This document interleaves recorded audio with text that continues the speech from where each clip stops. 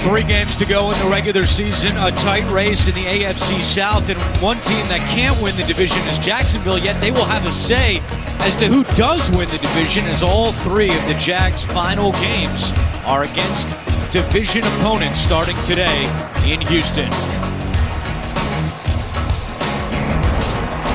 Jacksonville won the toss, and they have deferred, so Jason Myers will kick it away.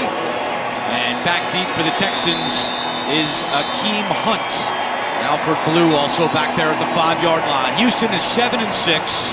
If they win out, they are division champions for the 2nd straight year. They need to take care of business today at home against Jacksonville. A touchback, and Brock Osweiler and the Houston offense will start at the 25-yard line. These 2 teams met Week 10 at Jacksonville, just 99 yards passing for Osweiler. However, the Texans did win the game 24-21. Yeah, and Brock, he knows the situation, and Bill O'Brien didn't mix words with us either. He said whichever one of these 2 mistake-prone quarterbacks plays more consistently today, that'll probably determine the game, and Brock Osweiler's gotten that message loud and clear. He starts in the shotgun on 1st down, play action to Lamar Miller, and Ryan Griffin makes a tough catch, and Griffin out of bounds right near the chains. Griffin starting today for C.J. Fedorowicz. As we take a look at the Texans starting offensive line, and Ode Abushi starts at right guard. Jeff Allen will not play today because of a concussion.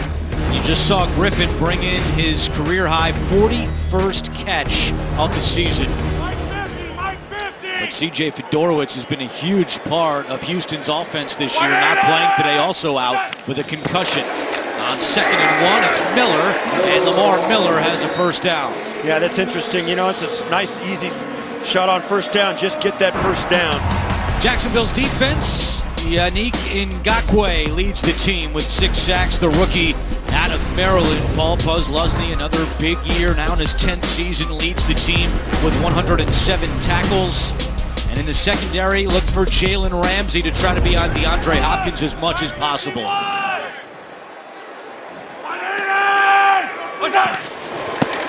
On 1st and 10, it's Miller, and there's Posluszny coming up to make the stop for a loss of 1.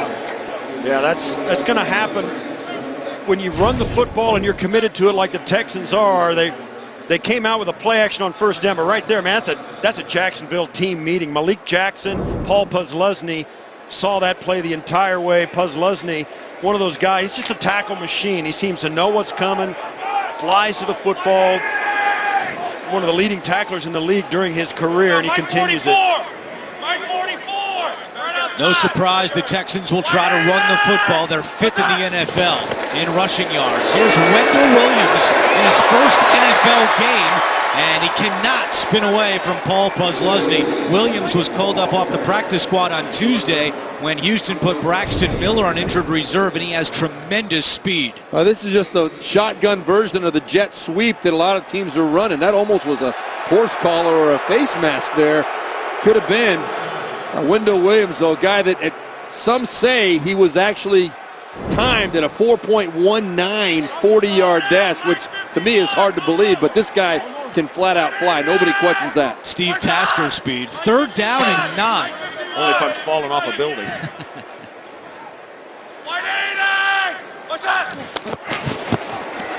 Telvin Smith coming with pressure. Osweiler gets rid of it to Griffin, and Griffin is taken down short of the sticks. Yeah, this is one thing that Texans can't do. If they're not very productive on 1st and 2nd down, they don't want Osweiler to have to drop back on 3rd down. The running game has got to get them into a 3rd and 4 minus. Even if they get to 3rd and 4, they'll still run the football, as you saw even on that 1st down. On a, when you got a team that's leaning on the run game, anytime you have to throw it, they know you're going to throw it. It puts you in the exact spot you do not want to be in. Great tackle by Jonathan Cyprien forces Houston to punt. Shane Leckler kicking to Brian Walters, who calls for a fair catch at the 8-yard line. Jacksonville's offense coming out. We're scoreless in the 1st quarter. Jacksonville starts their 1st drive backed up inside the 10-yard line. With 11:48 to go in the 1st quarter. Scoreless between the Jaguars and Texans. TJ Yeldon at running back, and he gets the call on 1st down, and Yeldon gets to the 11-yard line. Benardrick McKinney on the tackle. Blake Bortles in his third year out of Central Florida through 13 games last year. 30 touchdown passes, 13 interceptions. This year, touchdowns are down and the interceptions are up. Week 10 against the Texans, Bortles completed a season-high 65% of his passes. Play action, and the pass is complete to Alex Ellis. That's his first NFL catch, but he doesn't get much on it. It will be third down and long. Look at Jacksonville's starting offense. Their fourth different left guard this year. Jeremiah Patasi starts for the injured Chris Reed. And TJ Yeldon got the start, but Chris Ivory is active. He has missed the last 2 games with a hamstring injury.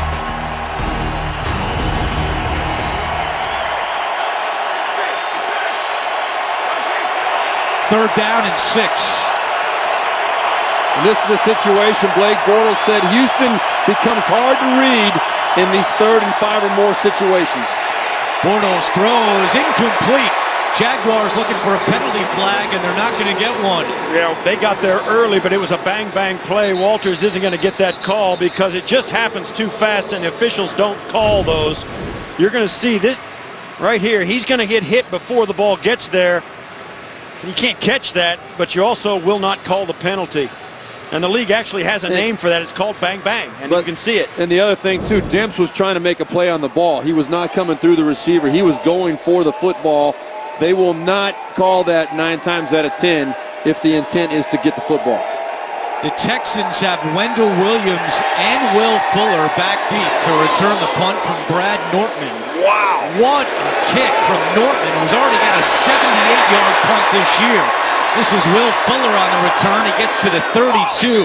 That was a 64-yard punt for Brad Nortman. Great job by the Jags punter. No score in Houston. The NFL on CBS is sponsored by Southwest. Yes to low fares with nothing to hide. That's transparency. Cricket Wireless. Something to smile about. And by Crest. Healthy, beautiful smiles for life.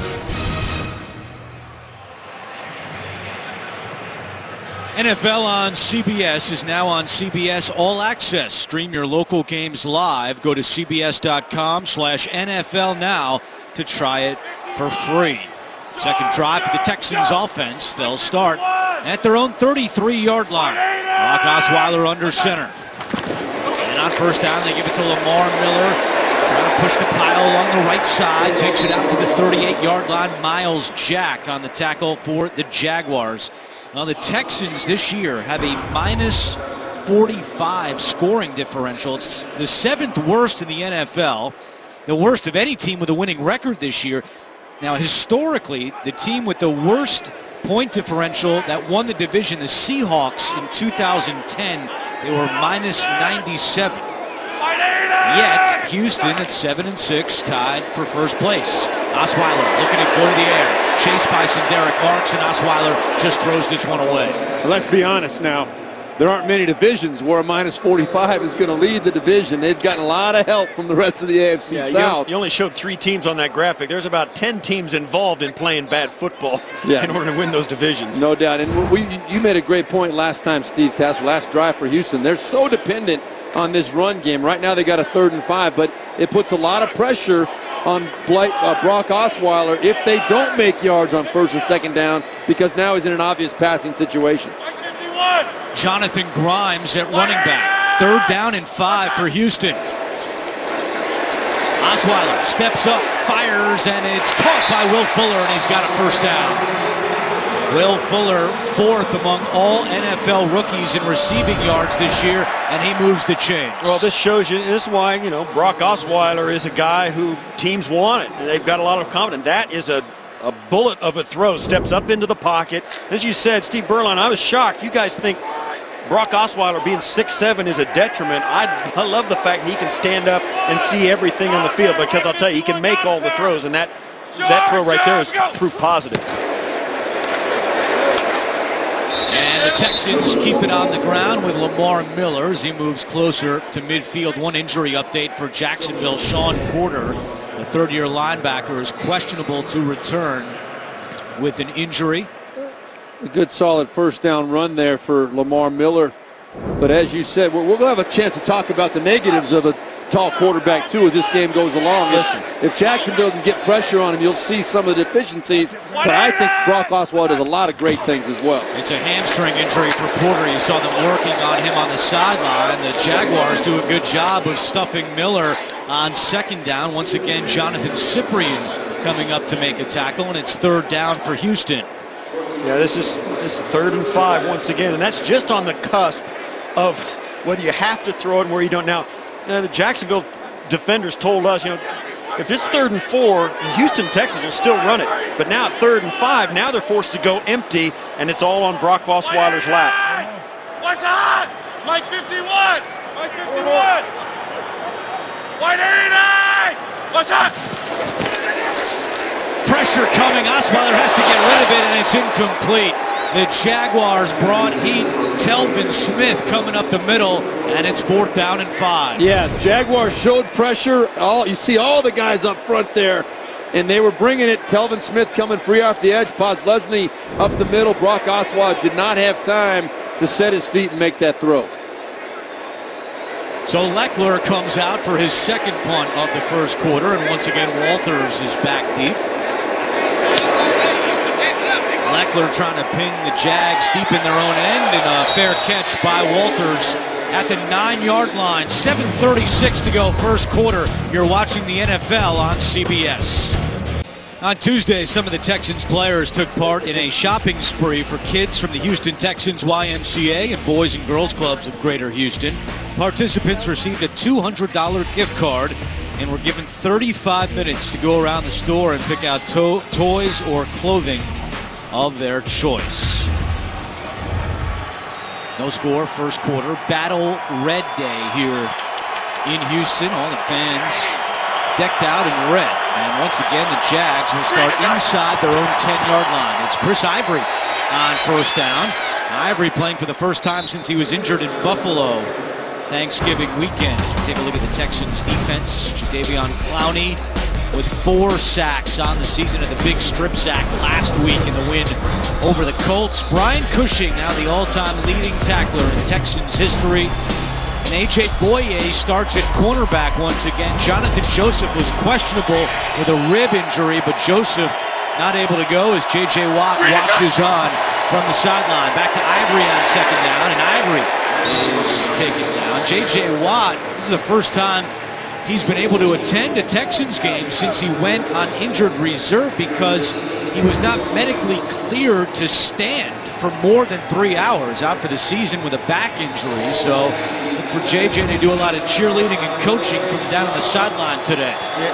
Jadeveon Clowney told us, yes, that's 20 sacks standing on the sidelines for us. And J.J. Watt has told Jadeveon Clowney, you got to stay healthy so next year we can play together. Because they haven't yet. They haven't all been healthy together up How front. good will this defensive front be with both of those guys? Wow. And they haven't done it yet, even though Clowney's been in the league 3 years.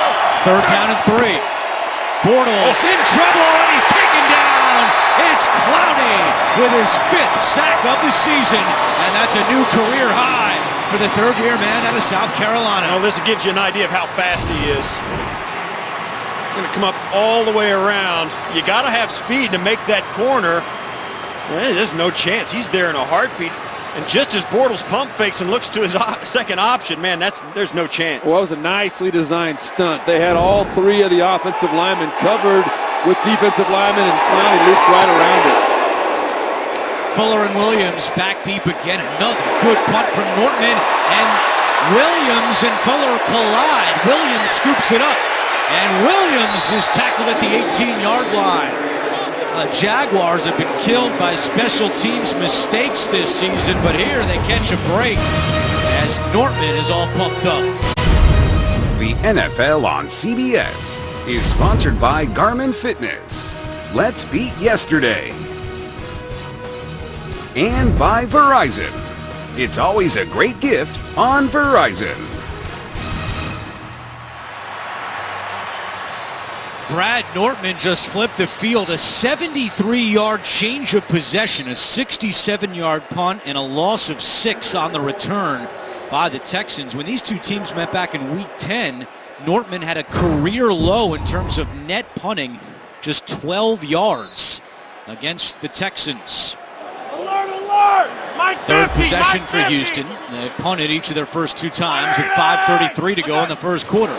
Alfred Blewett running back. He gets the call on first down. And the Jaguars stack him up at the line of scrimmage. The ball came out late, but they are saying he's down. Well, if you're going to run the football on first down consistently, you're going to get all the Jaguars got up front. They had 10 of the 11 guys on and around the box. You see there, the ball comes out. He was down. Yeah, it's dead. Comes over the top, and the ground can't cause a fumble. That's a nice tackle for a 1-yard gain. But the Jacksonville, with the formation the Texans came out in, they were able to put 10 guys within 5 or 7 yards of the ball in the line of scrimmage. And man, oh man, that's hard to run against. Blue was late coming off the field, so Lamar Miller ran on. He wasn't in the huddle when Osweiler told his teammates to play, so Osweiler to go back and tell Lamar Miller what the play is here for 2nd down and 9. Now they're going against a Jaguars team that's only had 3 takeaways in the last 9 games. That would have been a big one right there. Play action to Miller. Osweiler. And that pass is incomplete. He intended for the rookie tight end Steven Anderson, and Cyprian on the coverage. It's 3rd and long. Well, and you look at this defense for the Jacksonville Jaguars as we look at the play over again here. Good coverage by Cyprian, but this Jaguars defense statistically pretty darn good in almost every category. Where they really struggle, though, is turnovers. Only 8 on the year. As I said, 3 in the last 9 games, and their last interception came October 2nd. That was over 2 months ago for you doing the math, Steve Tasker. 323 pass attempts ago. 180! What's up? 3rd down and 9. Malik Jackson coming. Osweiler gets rid of it to Grimes. Grimes is tripped up by Telvin Smith. That tackle by Smith saved a first down. Otherwise, Grimes would have gotten there, and once again, the Texans will punt. Well, this is Telvin Smith's going to come from inside here. Watch the speed that he closes with, and that's why Jacksonville has been good defensively. Their linebackers run better than anybody linebackers in the league. Telvin Smith, Miles Jack, Paul Puzzlesny, and, of course, they're really good tacklers. You don't see a lot of missed tackles from the front 7 at Jacksonville. That's led to their high defensive ranking, and on that speed is what made the day for them. 3 and out by the Texans. Leckler punting for the 3rd time. Walters will return this one from his own 25. And Walters across the 35-yard line with 4:12 to go in the first quarter. We're scoreless.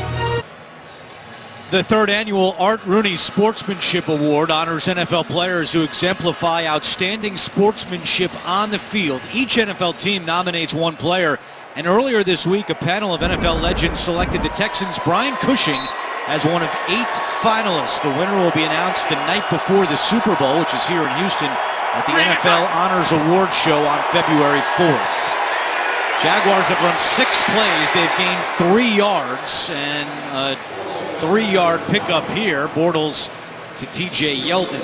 Now, this is the first time the Jaguars have started outside their own 10-yard line, which, of course, Nathaniel Hackett, the offensive coordinator for the Jaguars, appreciates. It's a little different coming out the first couple drives of a game, starting at an away stadium, backed up in your own end zone. 380!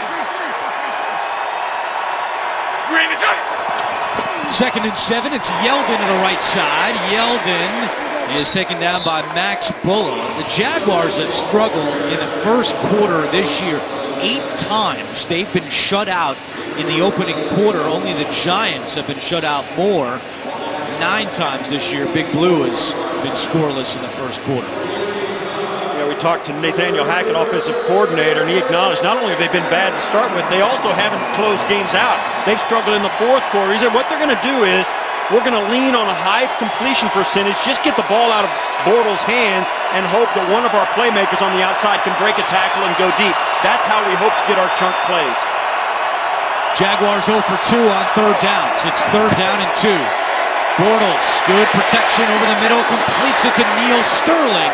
into Houston territory for a first down. Neil Sterling now has 11 of his last 12 catches in the previous 4 games. Well, that time Blake Bortles had all day to survey the field. Plenty of time. Great protection by the O-line, and Sterling does a super job feeling that he's open in the hole and trusting that his quarterback's going to get back to him for a nice conversion. He's needed to step up since Julius Thomas went on injured reserve, and the second-year tight end has done just that.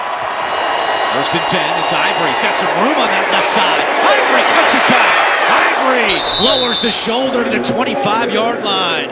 Quentin Depps makes the tackle, but not before Ivory picks up 17. Well, the quick motion by Marquise Lee coming across the field here on the snap, that kind of freezes the defense and gets the edge for Chris Ivory. Nice execution, good design by Nathaniel Hackett trying to get the edge for his running back.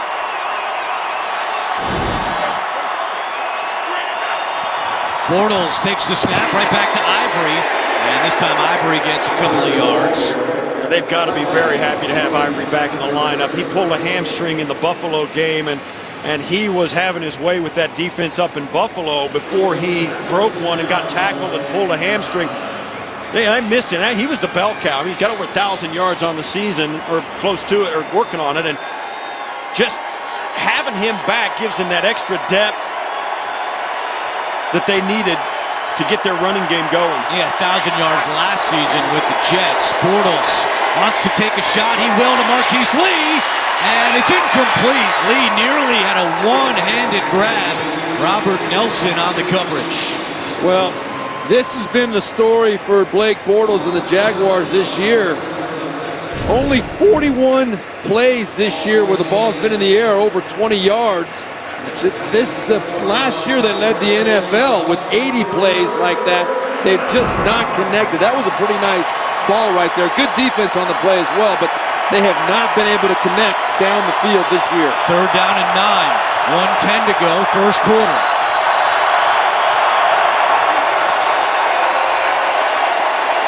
Bortles to Walters. He's got it for a first down. Blake Bortles was locked on Walters that entire play, and as soon as Walters came open, he completed it for 17. Yeah, Walters coming off the ball with Boye. Just a pivot and coming right back.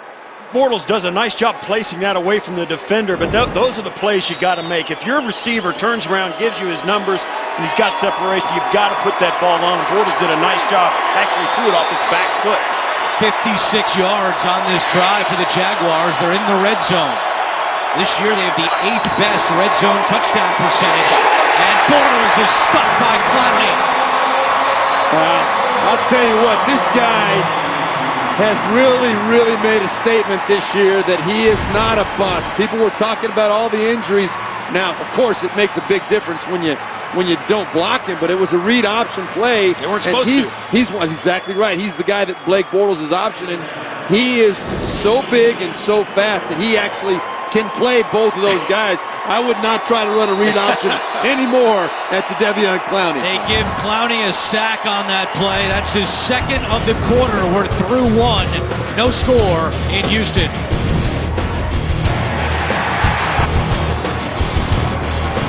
Start of the second quarter in Houston. No score between the Jaguars and Texans. Jadeveon Clowney with his second 2-sack game in his career. Bortles throwing on 2nd and 16. Completes it at the 13-yard line. That is Allen Robinson with his first catch of the day. Yeah, Allen Robinson, a guy that usually is the go-to guy for this Jaguars offense for making plays, but the last 3 weeks only 4 catches for 90 yards, but he is still the guy that Texans are focusing on. I guarantee you, he's got 6 touchdowns this year, all of them from inside the red zone. He's the guy that Blake Bortles looks to. It's 3rd down for the Jaguars. They need to get to the 3-yard line to pick up a first. And flags come in. It's the first penalty flag of the day. Ed Hockley is the referee today. Neil Sterling twitched. False start offense, number 87. 5-yard penalty, it's 3rd down. And if there really is a story about the Jacksonville Jaguars, this is it right here. You know, you find ways to self-destruct when you've got opportunities. That has been the story of of this year and the previous years as well. This is a team that just can't seem to get out of their own way. The third most penalties in the NFL this year. They had 4 false starts in the first half last week against Minnesota. Now it's 3rd and 15. A screen pass to Yeldon. Yeldon with some blockers, and Yeldon out of bounds at the 9-yard line. That's short of a first down, and Gus Bradley will send out his kicker, Jason Myers. You know, they had a good shot here. When you look at the offensive linemen that are pulling out on this screen pass out in front of Yeldon, if they turn back, pick up these 2 inside guys, and let Yeldon try and make the outside cornerback, Boye, make the play, I think you got a chance. Those linemen, when they come around leading on the screen, they should be looking back inside, let the running back try to take on the outside guy. A 26-yard field goal attempt for Jason Myers.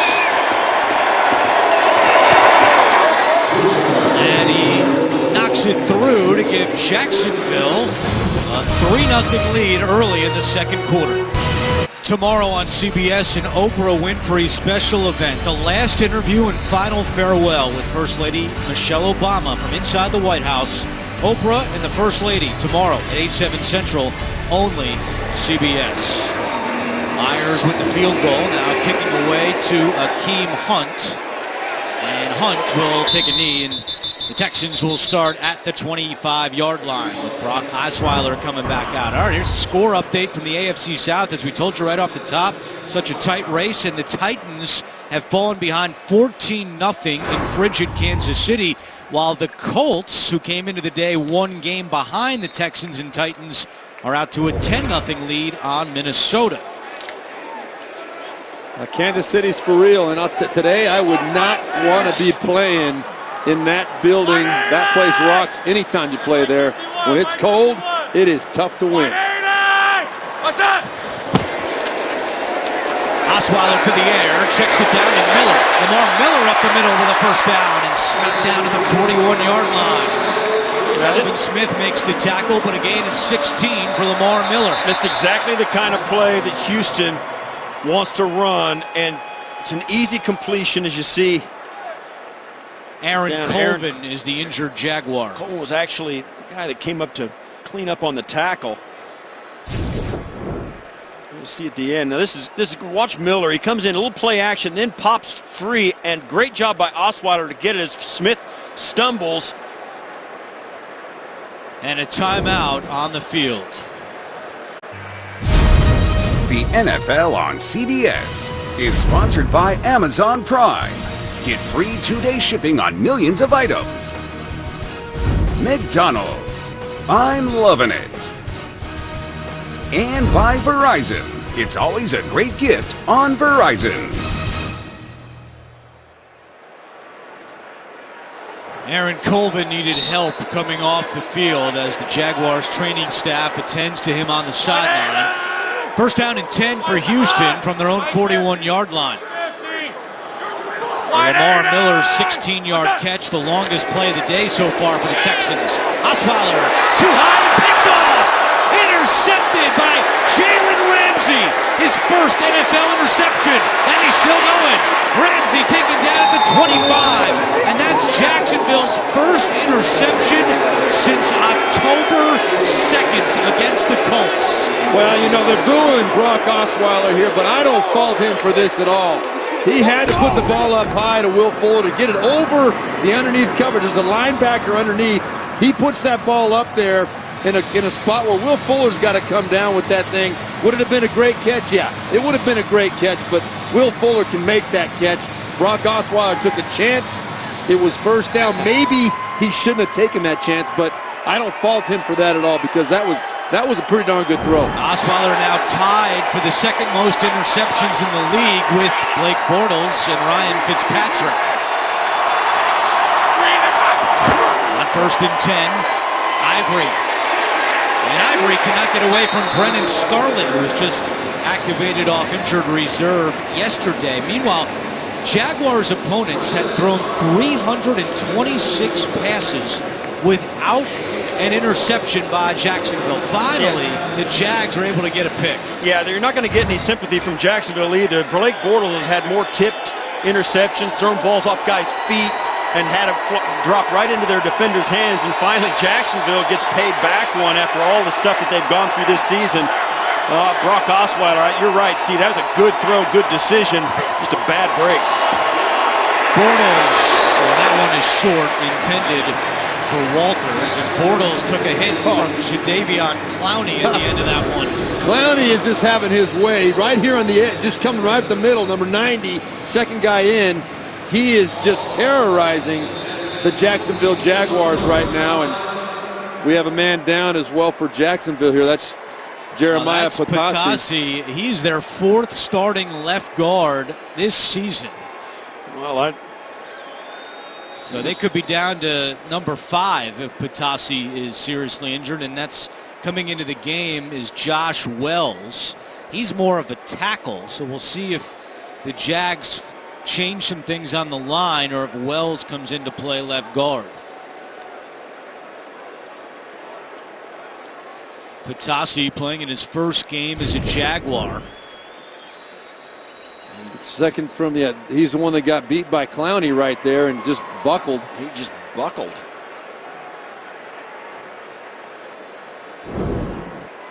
So we spoke to Gus Bradley. Patasi had some opportunities. They signed him off the practice squad, and there were a couple of teams interested in pulling Patasi off the Jacksonville practice squad. And Patasi said, no, I don't want to. He didn't want to start tossing, jumping around the league. He wants to stay in Jacksonville, start to learn the techniques, get it what it is to be a pro, and stay and get some stability in his life. And that's kind of a wise decision by a young player. And of course, Jacksonville, it's turned out they've needed him, and now once again they lose a left guard. It's become almost a regular thing in Jacksonville. And again, Wells, more of a tackle, is playing left guard. It's 3rd down and 6 for the Jaguars. And look who is blocking. He's got Clowney right over the top of him. And Clowney beats him. Bortles eludes the pressure. Bortles is now tripped up and taken down. It was McKinney who was able to get a hand on Bortles and bring him down, and out comes the field goal unit. Well, every stunt that Houston is doing right now is designed to free up Jadeveon Clowney. They're trying to occupy the man that is over Clowney, and his speed and his power coming around the edge on those stunts. Jacksonville just can't adjust quick enough. Give McKinney a sack. That's his 5th of the season and the 3rd today by the Houston defense. And now here's Myers for a 40-yard field goal attempt. And Myers, he's good. So the Osweiler interception leads to 3. However, a flag has been thrown. Jaguars have the most special teams penalties of any team in the league. Holding, offense number 72. Wow. 10-yard penalties, repeat 4th down. And that's on Wells, who just came in for Patasi. So another special teams penalty against Jacksonville. That's a big move right there on a kickoff, on a field goal. It turns it into a 50-yard attempt. This year, Myers is 4 for 8 on field goals of 50 yards or longer. Jacksonville had 5 special teams penalties a week ago in the loss to Minnesota. See if this one cost them 3 points. And Myers, he's good. So Jason Myers with his 5th field goal of 50 yards or longer this year. And the Jags lead it now 6-0. Not a good sign for Jeremiah Patasi. The left guard of the Jaguars is being removed from the field in a cart. They're calling it an ankle injury. His return is questionable. And Aaron Colvin, who went out earlier, also questionable to return with an ankle injury. Myers, 3rd in the NFL. Most 50-yard field goals made. Just made another one here, his 5th, and kicks it away to Hunt, who takes a knee. Well, broadcasting legend Craig Sager died Thursday after a long battle with leukemia at the age of 65. Sager spent more than 30 years with Turner Sports and was best known for his impeccable reporting, loud wardrobe, and rapport with the biggest NBA stars. Beginning in 2011, Sager joined the CBS Sports family in our coverage of the NCAA tournament, and he will be missed by the entire game of basketball. We send our condolences to his family as they mourn one of the best in sports broadcasting. First and 10 for the Texans, and it's Hunt. And Hunt to the 30-yard line, and Kozlowski is able to take him down. The ball came out. Jacksonville's indicating they have it. And now they're saying it's second down. It's Texans football. Well, that was Jalen Ramsey that came up from behind. You see right there and grabbed him. I think he got his hand in there and stripped him. Ball was out. Ball definitely was out. And it's a question of who comes up with well, it. It looks like he got it back. Yeah, but that's, there's no clear recovery, and that's why you won't challenge that if you're Jacksonville. There's no clear recovery. You got no chance to win that challenge. A gain of 6. It's second down and 4. Alfred Blue up the middle, and Alfred Blue is a first down, but a flag comes in from behind the play. Prince Amukamara on the tackle. And here's Ed Hockley again. Holding offense number 84. 10-yard penalty, repeat second down. Goes against Ryan Griffin, the tight end, and Bill O'Brien showing some signs of frustration here as his offense has been held to just 67 yards. Well, I get it. That was a really nice looking run play. Everybody seemed to be executing they came off that ball really wanting to make a statement, and Griffin obviously went a little bit too far. Osweiler 6 of his last 10 with the interception thrown to Jalen Ramsey. Following the penalty, it's second down and 14. Osweiler in trouble, steps up, now throws, and it's intercepted again! Telvin Smith on the pick. The Jaguars had 3 interceptions all season. They had 2 in the first half. Well, that is not excusable. Brock Osweiler was about to talk about how great an athlete he is, the way he was stepping up in that pocket, but the decision to try and throw this football backed up in your own end, you're inside your 20-yard line, to try and throw that football. I don't know how he didn't see Telvin Smith. He's trying to play games, looking one way and throw it the other. Just a bad decision by Brock Osweiler. He's now thrown interceptions on back-to-back passes. And only Phillip Rivers has now thrown more interceptions in the NFL this year than Osweiler. Bortles. Incomplete, intended for Ivory. We met with Bill O'Brien, Brock Osweiler on Friday. We said, as there's a little pushing and shoving now down on the field. Well, we asked Bill O'Brien, what do you want to see from Osweiler down the stretch of the season? He said, number one thing, ball security. Don't turn it over. 2 picks in the first half. As fans, sometimes get caught up in the fact that you look at the records and you decide who's going to win the game. Not so for coaches and players. The Texans knew they were facing a pretty stout defense in Jacksonville. Bill O'Brien pulled no punches. They're good, and we're going to have to protect the football and play within ourselves, because even though they haven't gotten a lot of turnovers, they're an athletic, very speedy bunch on defense, and they tackle well. You just knew it was going to be a dogfight. So despite an 8-game losing streak, he knew Gus Bradley was going to put out a defense that was going to be tough to score on. TJ Yeldon gets the call here, and Yeldon jumping across the 35-yard line to the 33-yard line. Pretty remarkable that the Jaguars had gone since October 2nd without an interception. None of their cornerbacks had a pick the entire year. Ramsey finally gets one, and it's followed up by Telvin Smith with his first interception of the season. And we talked to Paul Postlesny on Saturday yesterday, and he told us that the whole philosophy of our defense is to try and create turnovers, and very, very frustrated they're not getting the results. Well, today they are. Third down and 7. Bortles with a deep shot down the field. Robinson incomplete. Yeah, there's a flag. And there's the flag. A.J. Boye on the coverage. Now this is going to go against Boye. We saw it on the first deep ball where Robinson had it, and Boye got his arm in and pulled his arm out, wouldn't let him get 2 hands on it as the ball got there. And this time he did the same thing, and they called it. And they were hand fighting all the way down the sideline there, and this was a great throw by Bortles, I thought. First time was Marquise Lee. Pass interference, defense number 21. The penalty is declined. Touchdown. But that's what we talked to Gus Bradley about this yesterday, and he said, you know, all you want out of referees is consistency. One time they don't call it on when Robinson's going deep. This time they do call it. Well, there's no doubt. Boye had that left arm but hold completely. on a second. Ed Hockley said it was a touchdown. Yeah. That can't be right. No, it goes to the 1 yard line. The pass was incomplete, so we don't have a touchdown. Pass interference, defense number 21. The ball was placed at the spot of the foul.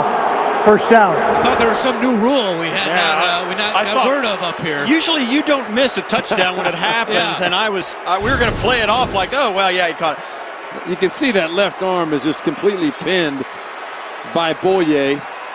That's going to be caught. If they're hand fighting, they're going to let that go most of the time. They're just slapping each other. But when you pin one of the receiver's arms and he can't get that arm up in the air to make a play, that's going to be called. I'll tell you, this situation here in the midway through the second quarter of this game let you know how big an accomplishment it was for Bill O'Brien and these Texans to go 13-3 against this division. I mean, it's tough to win in your division. Now you're playing a Jacksonville team with 2 wins, and they're handing it to you in the first half of this game. The ball at the 3-yard line. It's first and goal with Ivory at running back. They give it to Ivory. Up the middle, Ivory takes it down to the 1. Jacksonville has just 5 rushing touchdowns this year, tied for the fewest in the league along with Houston. Yeah, a little earlier I said that Ivory was the bell cow working on 1,000. It's actually the team that has just 1,300 yards now to this point of this game on the season. Ivory has been their bell cow, missed him for a couple of games, but he is a true power downhill inside the tackles running back who can break it when he's completely healthy. I don't know, after that hamstring, I don't know how healthy he is. Tyson Alualu, the defensive lineman, in at fullback on second and goal. Bortles, play action on the run. Bortles takes it in. Touchdown, Jaguars. Let me tell you something. Josh Wells, who last drive was the GOAT with the penalties, right here saves Blake Bortles from getting corralled by Jadeveon Clowney. A late peel-back block. You're going to see as Clowney is closing the gap. Right here, he's closing the gap on Bortles. There's Wells right there to keep his quarterback from taking a shot. I think Bortles might have made it anyway, but he would have felt Clowney breathing down his neck. That's the 3rd rushing touchdown this season for Bortles. He leads the team in that department. And now Myers out for the extra point.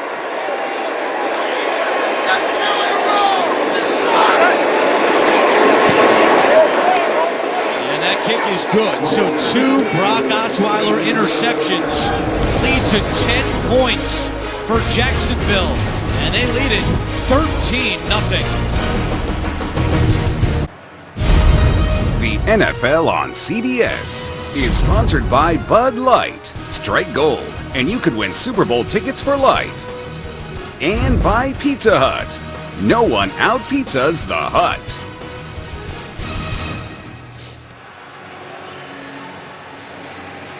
Big surprise so far in Houston with the Jaguars out to a 13-0 lead. Blake Bortles, his 3rd rushing touchdown of the year. That leads the team, as I mentioned. And 2 Brock Osweiler interceptions leading to 10 points for Jacksonville as Myers kicks it away with 8:32 to go in the first half. Akeem Hunt, once again, will take a knee.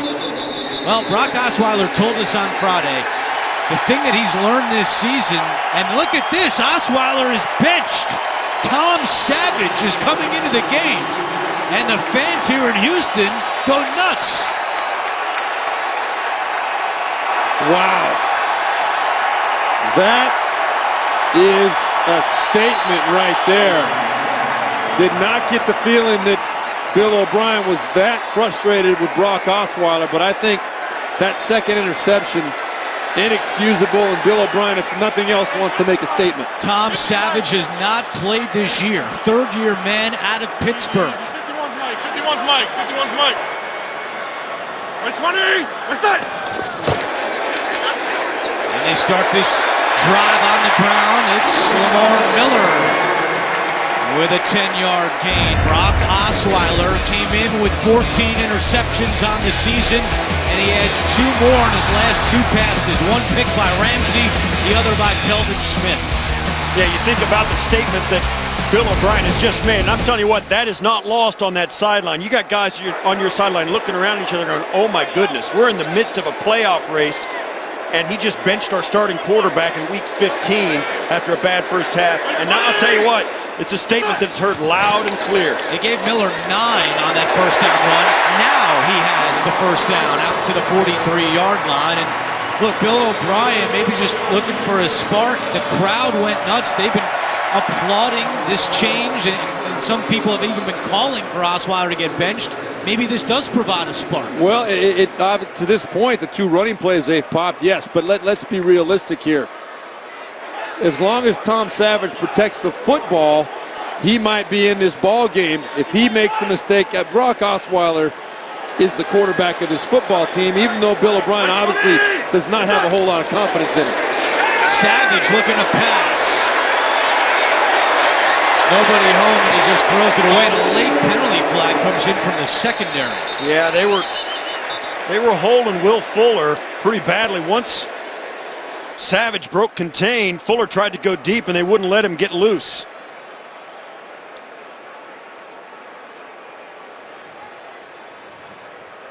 Before the pass was thrown, holding defense number 21.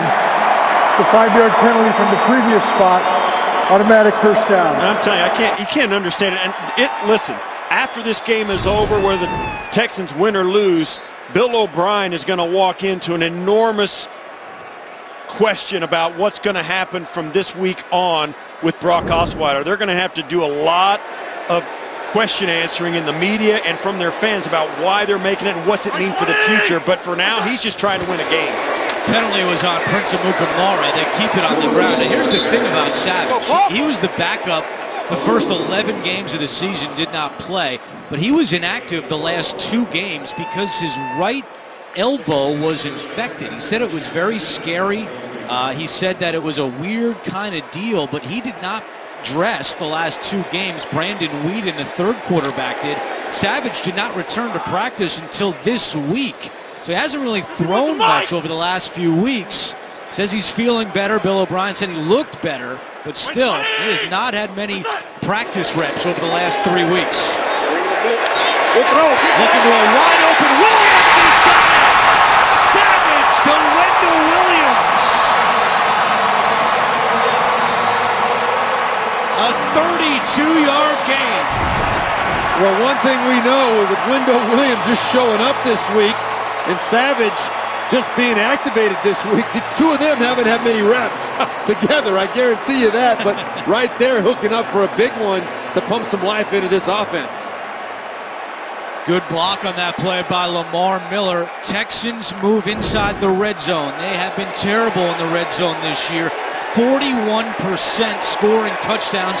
Only the Jets are worse. Let's see if Savage can lead them to 7 in the red zone. It's Will Fuller. Slips 1 tackle, but not much else, as Paul Posluszny drags him down. They came out and said that they worked and focused a lot more on the red area offense this week. The problem was Brock Osweiler's the guy that took all the reps. Savage was watching, certainly, and certainly the other 10 guys in the huddle worked hard on their red zone, but you know this, Steve Berline, it's hard when you get down and the field compresses. There's just no space. Yeah, that end line is like a 12th defender back there. You got to be quicker, you got to be more accurate. Loss of 3 on that play. It's 2nd and 13. They hand it off up the middle, and it's Miller across the 15-yard line. It will be 3rd down for the Texans with 5 minutes to go in the first half. Last week, Brock Osweiler was 1 of 6 passing in the red zone. He told us on Friday that usually they just work red zone Friday. As Steve Tasker said, they worked on it all week, but how much of it was Osweiler, how much of it was Savage?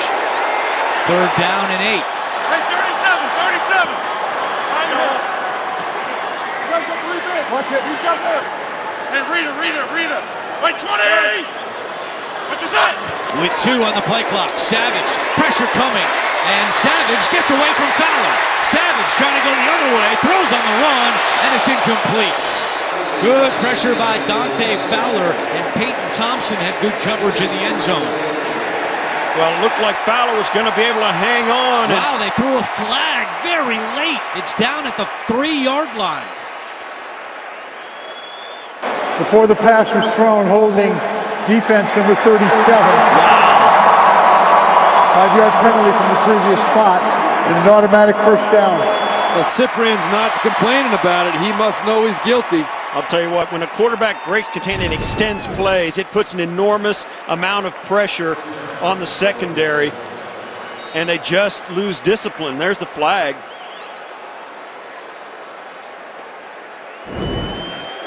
Well, I don't know. That must have been before that. We didn't see anything there. But he wasn't complaining about it. So the penalty gives Houston a first down. It's 1st and goal from the 9-yard line. Akeem Hunt at running back. He gets the call up the middle of the 5, and Hunt down to the 2-yard line. A gain of 7 for Akeem Hunt. Yeah, in the grand scheme of things, you know, you look back and the penalties like this kind of get lost when you have a chance to recover. There's Cyprian. And he grabbed him. He got in his way because he thought he was beat. Yeah, that was the hold for sure. Steven Anderson was the receiver on that play. Cyprian called for the hold. It extends the drive for the Texans. It's 2nd and goal.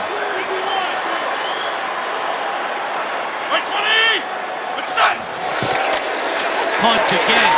Hunt. Ball came out late, but he's in for a touchdown.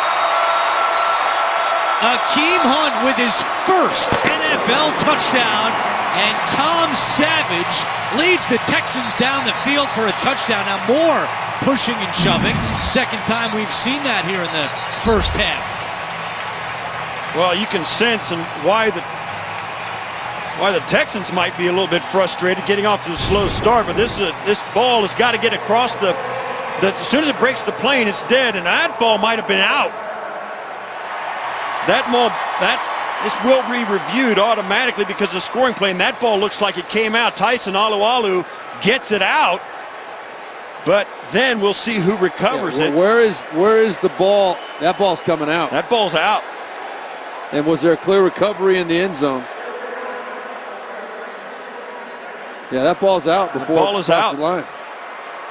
Now you're looking for a clear recovery. Clear recovery. And there might not be one, and actually Hunt's got it on, and he's underneath. Yeah. And that's important too, because the guy who fumbled it recovered it. So all scoring plays subject to review. And now Ed Hockley will go communicate with the headquarters in New York. Dean Blandino and his crew will be back in 30 seconds. Call on the field, a touchdown. Ed Hockley still communicating with Dean Blandino back in New York. I think this call will stand. Yeah, there's no reason to overturn it. There was no doubt it was a fumble, but the recovery, if anybody is clearly recovered, I think it's Hunt that looks most likely to. The ball clearly was fumbled. The question then is whether there was a clear recovery. And by rule, we cannot find a video shot that shows a clear recovery. There were 3 players on the ball, 2 from different teams. Therefore, the ball will be placed at the half-yard line. No timeouts are charged. That ball goes back to the point where he fumbled, and because they couldn't tell who recovered it. Great explanation from Ed Hockley. So you take the touchdown off the board, but it's still Houston football. But that's pretty much overturned. It was ruled a touchdown, so how do you overturn a play that was ruled a touchdown? Because the ball never crossed the goal line. They changed it to a fumble instead of a touchdown with no clear recovery, and they have to put the ball back where it was fumbled. And that makes sense. Very unique situation. So 3rd and goal. Miller is the running back now. They give it to Lamar Miller. And Lamar Miller is hit right at the line, and he's short. Jared Wilson came around caught Miller from behind, who ran into a brick wall in front. It's 4th and goal, and Bill O'Brien is keeping the offense on the field. No hesitation. He knew beforehand if that play didn't work, they were going to go for it. Texans just 31% on 4th downs this year. That's 29th in the NFL. Interestingly enough, they brought all their wides out. They're going to go empty and shotgun. Look for Savage to move out of the pocket or tuck it and try and punch it in with his feet. Well, now Miller joins Savage on 4th and goal. Can they cap off this drive? Savage, end zone for Hopkins, broken up. Jalen Ramsey on the coverage, and the Texans come up empty. I like nothing about that call right there. I agree. Number one, I think if you're going for it on 4th down, you don't throw a fade pass. And number two, you don't throw it at the best corner, even if it is your best receiver. I think you spread the field, I'm fine with that, but you run some kind of a draw play or a run play up inside.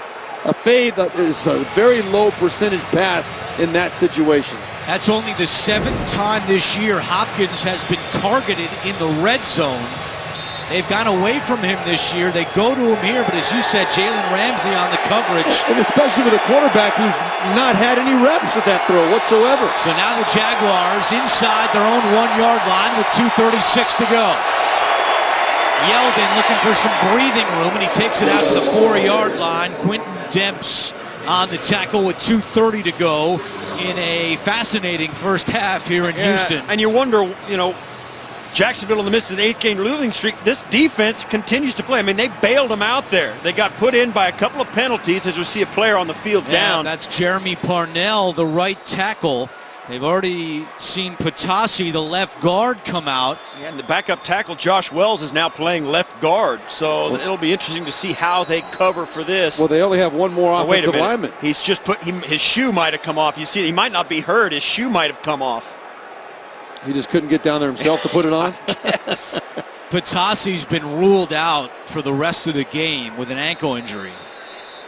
And that takes us to the 2-minute warning here in Houston. Jaguars lead 13-0. Coming up on the Verizon Halftime Report, join JB, Tony, Bart, Boomer, Coach Cower. They'll have all the latest NFL scores and highlights. It's all coming up on the Verizon Halftime Report. Jeremy Parnell is out there right now. So it does appear just to be a shoe malfunction for Parnell. It's 2nd down and 7 at the 2-minute warning. Both teams with all 3 timeouts remaining. Bortles down the sideline, and Marquise Lee makes the catch. Was he in bounds? No, out of bounds. Good grab by Lee, but not in bounds, and it's 3rd down and 7. Well, that's one of the guys that has really emerged in the midst of this streak as Marquise Lee. Watch Bortles.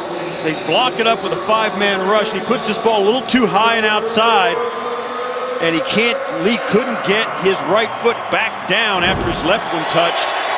But that's the kind of playmaker and the kind of guy that Jacksonville has needed. They only need like 2 or 3 plays a game, and they haven't been able to find him consistently. Tyler Shatley now at left guard instead of Josh Wells on 3rd and 7.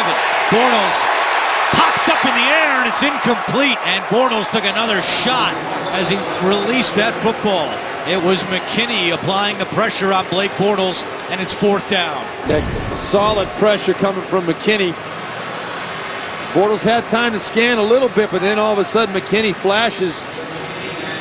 Bortles very fortunate not to have bad luck again. Those are the kind of plays, those tip balls have always gone. They seem to always go against Blake Bortles in Jacksonville.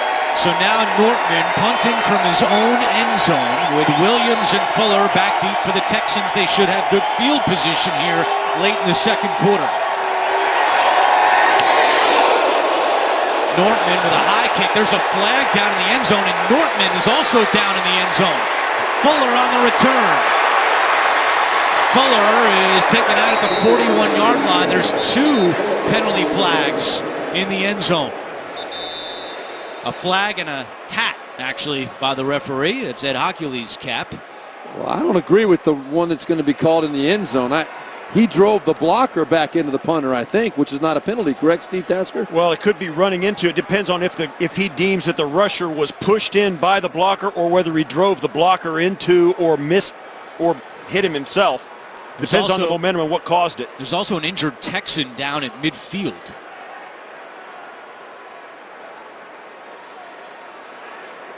No question, though, the hat is a second flag.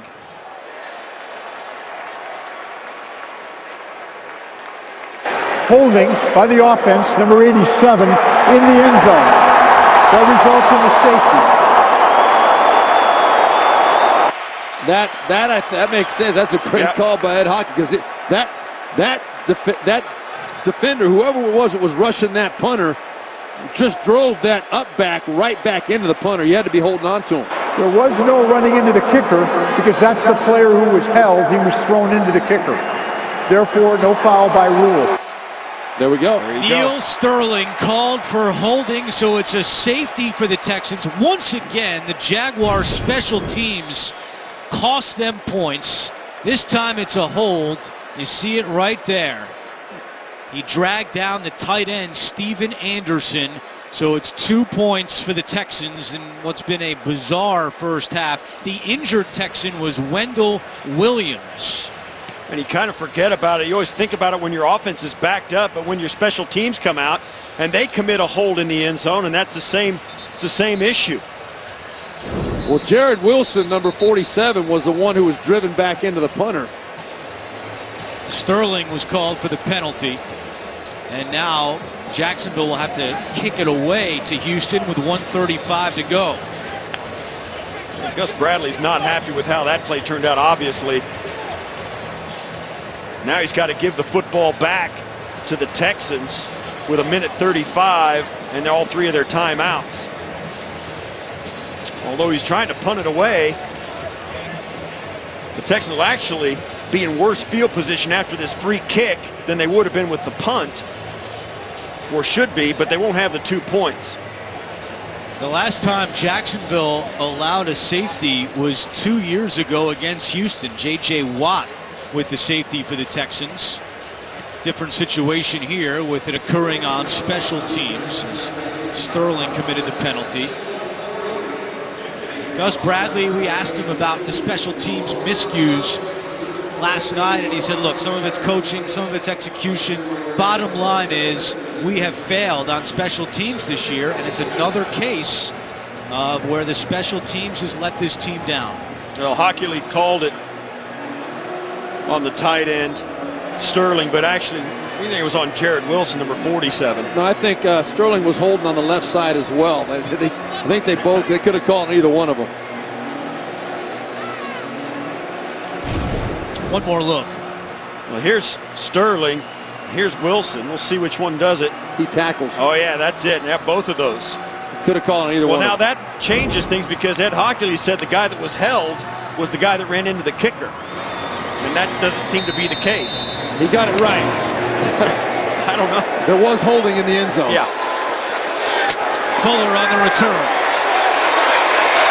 Fuller, can he get to the outside? And Fuller close to the 40-yard line with 1:30 to go. The clock's still ticking. I think they started it late. Meanwhile, Week 15 continues later today on CBS and for some of you on Fox. And then tonight with Sunday Night Football on NBC, and tune in tomorrow for Monday Night Football on ESPN. This will be interesting to see now. Tom Savage running a 2-minute drill in a good situation, field position-wise. Plenty of time. Be interesting to see how he manages this situation. DeAndre Hopkins still without a catch. He's matched up at the top of your screen with Jalen Ramsey.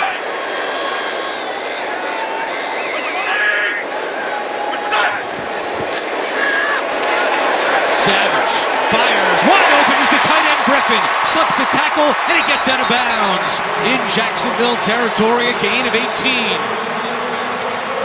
That was a nice job by Griffin getting out of bounds after the catch. With Savage, as you see, he's going to the corner. He throws this behind because he's got the underneath coverage sloughing off into it. That's a great read by Savage and a great throw, because that ball, if he throws it out where it's supposed to be thrown, it's picked off. If you're just joining us, Brock Osweiler was benched after throwing back-to-back interceptions. Tom Savage playing in just his third NFL game and first this year. Looking sideline, and he's got Hopkins Hopkins with his first catch of the day. They gain 13, and again, the crowd really encouraged by Savage.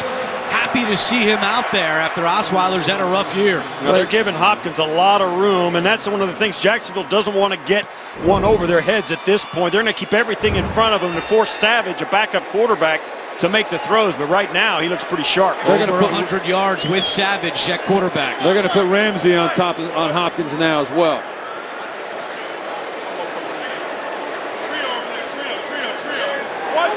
Savage has never thrown a touchdown in the NFL. Pressure coming, Savage gets rid of it, and it's dropped.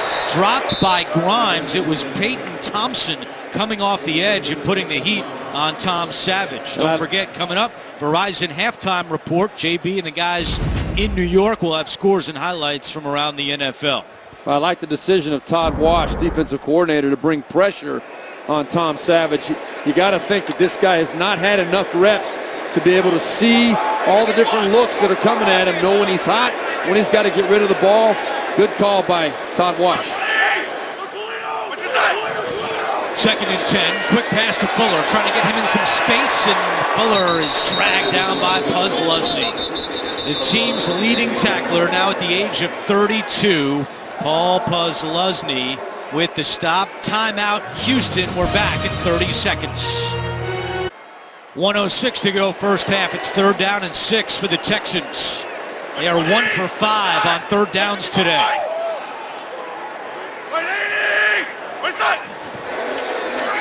Savage, sideline, Hopkins, he's got it, spins back in the middle of the field, now out of bounds, dragged down by Ramsey, and that spot appears to be just short of a 1st down. It'll be 4th and a half yard. That was a tremendous tackle by Ramsey because, I mean, you get the feeling trying to tackle Hopkins in that situation is like kind of holding on to a slippery eel. I mean, look how wiry he is. He's doing everything he can just to get to the 20, and Ramsey does a great job holding him back.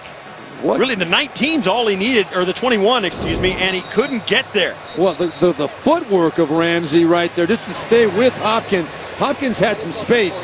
There aren't many corners in the league that are going to make that tackle one-on-one in the open field, and then he showed the strength to rip him down to the ground as well. What a great play. So Houston called timeout to stop the clock with 53 seconds, and they've sent out Nick Novak on 4th and a half yard to attempt a field goal. Do you like this decision? Man, that's a tough call. This is also field goal or fake field goal possibilities here as well. Not with them lined up like that. They're expecting a fake, actually. They got guys off the line of scrimmage ready to pursue. A 39-yard attempt, and Novak is good. So with 49 seconds left, the lead is 13-5 in favor of Jacksonville. We're back in 30 seconds. Tom Savage and offensive coordinator George Gotze on the Texans sideline going over some film with 49 seconds to go in the 2nd quarter. It's a 13-5 game, a 1-possession game. Curious, though, that Bill O'Brien used a timeout there. He could have let the play clock go down a little bit more and forced Jacksonville to possibly call a timeout. I don't have a problem with it because he wanted to look at that spot. He wanted to take, the clock was running because Hopkins was inbounds. He wanted to get a good look and think and give it a second look to see maybe he wanted to go for it. But let's face it, they already got burned on a 4th and goal on the half-yard line. He decided against it. Pretty good discipline on his part. I'm impressed. Marquise Lee, the return man for Jacksonville, will take a knee. Jags have all 3 timeouts, and they'll get the ball at the 25-yard line. Wednesday on CBS, the Bosses are back. Don't miss the Undercover Boss season premiere. Wednesday at 8/7 Central only, CBS. You know, the other factor that comes into play here, too, is I think Bill O'Brien has an awful lot of confidence in his defense, and to get that to be it's a 1-score game now at 8 points. He knows a lot of football left. He doesn't think Jacksonville's going to run away from him. If you're the Jags, do you try to take a couple shots here? I think you run a safe play on the first one. That's what they do with Yeldon. And he gets a yard. Houston has 1 timeout remaining. And Jacksonville will not use their timeouts here. And now they're going to go no huddle now with the clock ticking. We'll see. They'll probably see what happens on this play, then start using their timeouts if they get a big one. Bortles to Yeldon at the 30. And Yeldon up to the 34-yard line with 15 seconds remaining. Jacksonville does get the ball to start the second half. And that's going to end the first half. After that, they thought maybe Yeldon breaks a tackle, gets down the sideline. Maybe then they'll start trying to think about field goal range, but they'll let the clock run out with an 8-point lead. That was a bizarre first half. And the big news, of course, the Texans benching Brock Osweiler. Gus Bradley's team leads 13-5. We're back with the Verizon halftime report after this message and a word from your local station. You're watching the NFL on CBS.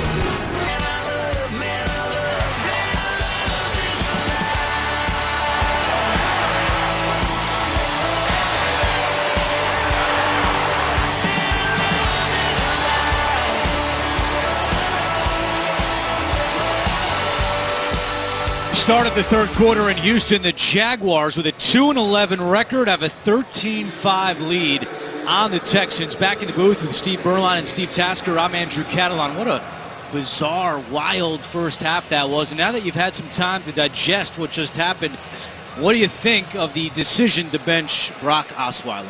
Well, I think that Bill O'Brien made it very clear how much confidence he has in Brock Osweiler. I mean, to make a change that early in the ball game, there were two interceptions, no doubt about the first one. Steve Tasker, you and I both agree it wasn't entirely on Brock Osweiler. Maybe Bill O'Brien wanted to be more conservative, but the second one, all on Brock Osweiler, and that led to Tom Savage coming in. And this is a guy that hasn't played in the game in I don't know how long. He just came active this week, hasn't had any reps, but he actually looked pretty solid, made some nice throws out there, looked very comfortable, very confident. We'll see what happens this second half. It'll be interesting to watch. 6 first downs with Savage, just 3 for Osweiler, and Osweiler played 5 possessions. Yeah, Savage only had 2 possessions, and it'll be interesting to see if they score a touchdown here in the third quarter. We were talking about it. Will the Texans go for 2 to tie it up? They're within 1 possession. We'll see. You can follow your favorite team all season long. Go to itunes.com/NFL. First time Savage has played in 2 years. He was on injured reserve all of last year. And this season, he suited up as the backup 11 times, but did not get into a game. Marquise Lee, the deep man for Jacksonville. And this will be a touchback. Well, the last note, I think, on this Osweiler thing for now, at least, is, we talked to Bill O'Brien yesterday, and he made it very clear. He was frustrated with the performance, and he said we're going to have to run the ball, count on that, and Osweiler just has to be smart. And he made it very clear that was all he was asking, and I think that second interception put him over the edge. 114 of their 171 yards with Savage at quarterback, but it's Jacksonville that gets the ball first to begin the second half. Ivory, the first down carry out to the 29-yard line. Chris Ivory playing in his first game since Thanksgiving weekend. Missed the last 2 because of a hamstring injury. So far, 7 carries for 36 yards. Yeah, and for Jacksonville, first of all, they've got to continue to run the ball effectively. But second of all, they've got to have an answer for Jadeveon Clowney. He wreaked havoc on their offense in the first half. We'll see if they can put him under wraps in the second.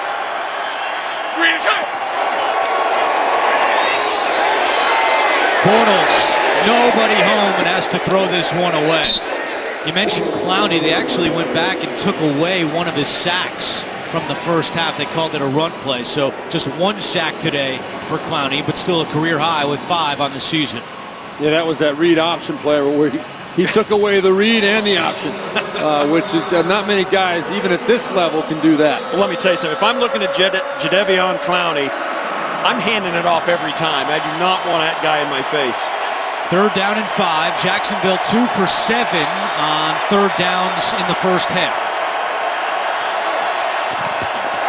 Bortles rolling right, looking for Robinson, and he makes the catch. Good adjustment by Robinson to give Jacksonville a first down. Well, I Gain of 9. Excuse me, Andrew, but obviously in both these last 2 plays, they're going to move Bortles out of the pocket and make sure Clowney can't chase him down. They're going to move him away from the pressure, get him on the move, let the receivers pick a spot, and let Bortles just get rid of it. They cannot take a chance on getting Bortles hit in the pocket. Second catch today for Robinson. He only had 1 last week in the loss at home to Minnesota. Bortles back to the air. Wants Yeldon. He makes the catch, but Yeldon is not going anywhere. McKinney on the tackle, but it's been a big day for Jadeveon Clowney. Yeah, he continues to just kind of reinforce the fact that he is back. The injury problems that plagued him his first couple years in the league, boy, he is a disruptive force. He has been all year, and more confidence he's getting in himself, the more dangerous he's going to be. 4 tackles, 2 quarterback hits, a sack for Clowney so far as Ivory is stuffed. What I like right there, though, if you're going to run the football, you want to slow down Jadeveon Clowney, run the football right at him. Make him take on some blockers, make him eat some helmet. You know, this play is right at him. You got 3 guys pushing him around. That'll slow him down a little bit. No doubt about it. Sometimes that's the best thing to do is run right at their best player. Another 3rd down situation, 3rd and 4.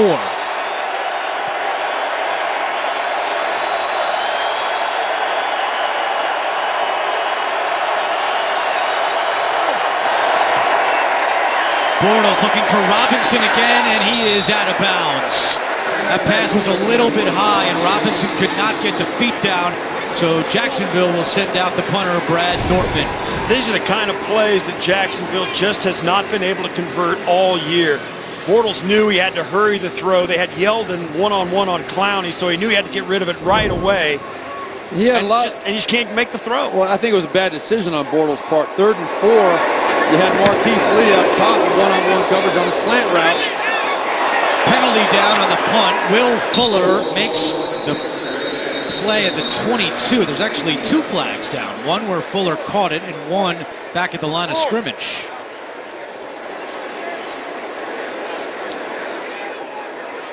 You mentioned Marquise Lee, Steve Berline. He is still without a catch today. And he's been the hottest player on this Jaguars team. He was over 100 yards receiving last week against Minnesota. Well, he ripped his helmet off in frustration after that last play when he saw Allen Robinson out of bounds trying to make that catch. He knew that, in his mind, he knew that Blake Bortles was going to go to him the way he has the past few weeks. There were fouls by both teams in the play. Running into the kicker, other defense, number 90. There was also number 17 illegally went out of bounds on his own by the kicking team. Those penalties offset. Replay 4th down. So Nortman will kick it again. If you're asking why Jadeveon Clowney is still on the field on a punt team, teams will leave their defense on the field in a 4th down and short on a punt team, knowing that they're the best guys to have out there. It's a bit of a break for Jacksonville, potentially, because it was only a 33-yard punt from Nortman. Now we'll have another chance to try to pin Houston back deeper in its own territory.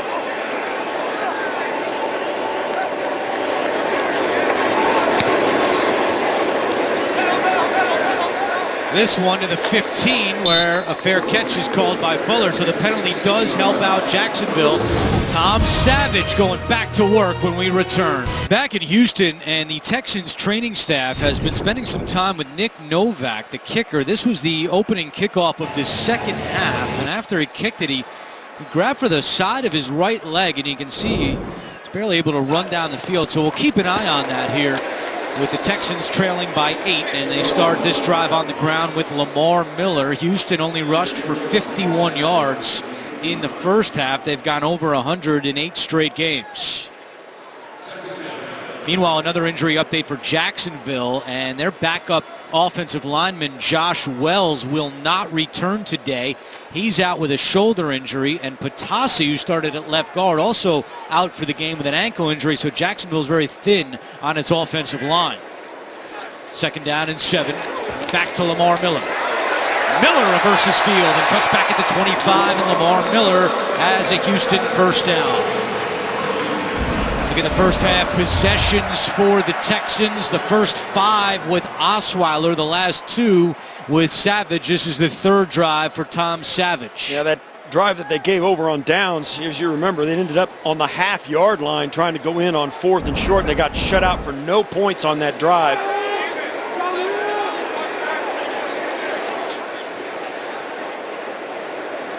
Savage is 5 out of 7 for 72 yards. Play action. Savage looking for the tight end. Griffin, he's got him in midfield. Savage to Griffin. It's a 23-yard gain. That's a heck of a job by Savage getting back off the play action. You see him turn his back there to the defense. He gets set and finds Griffin running down the middle of the field. I know Gus Bradley's going to be saying, you know what? To Sean Gibson, you got to be there a little bit earlier to make that play. But a nice throw and catch.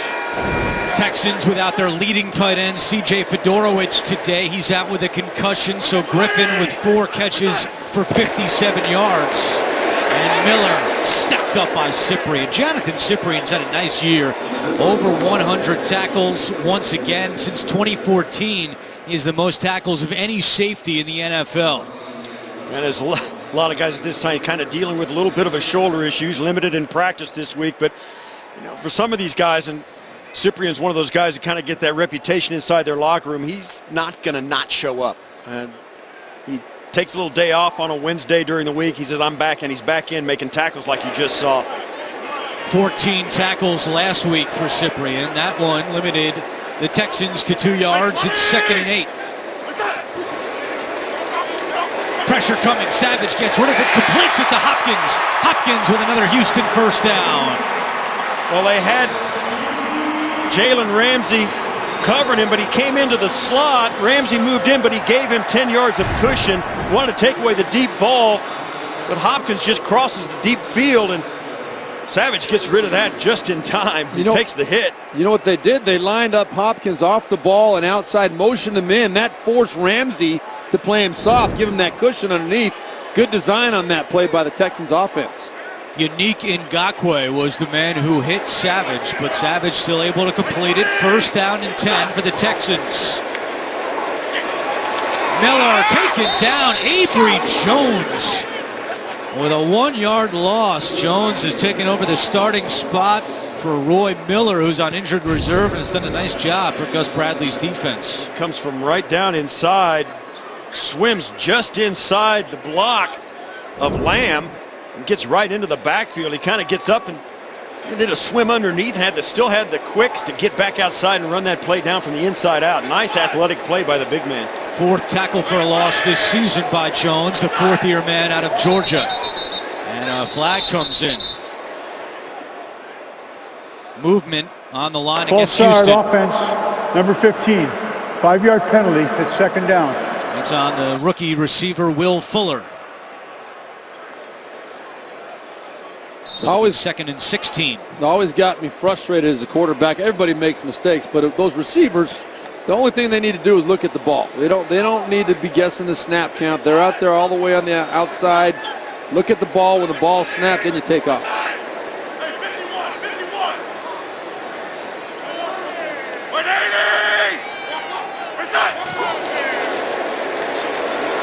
Good protection.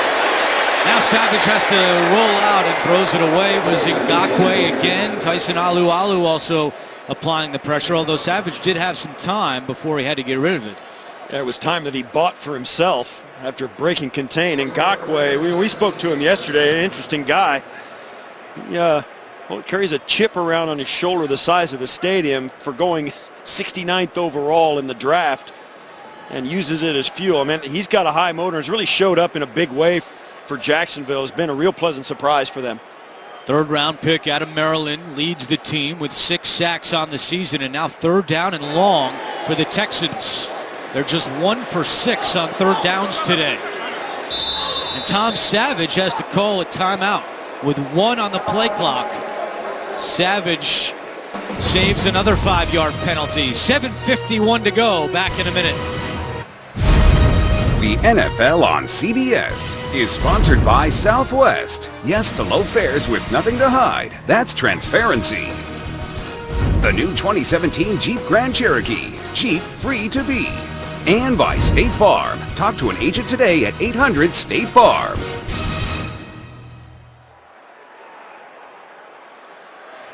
Following the Houston timeout, 3rd down and 16 for the Texans. 7:51 to go, 3rd quarter. It's an 8-point game.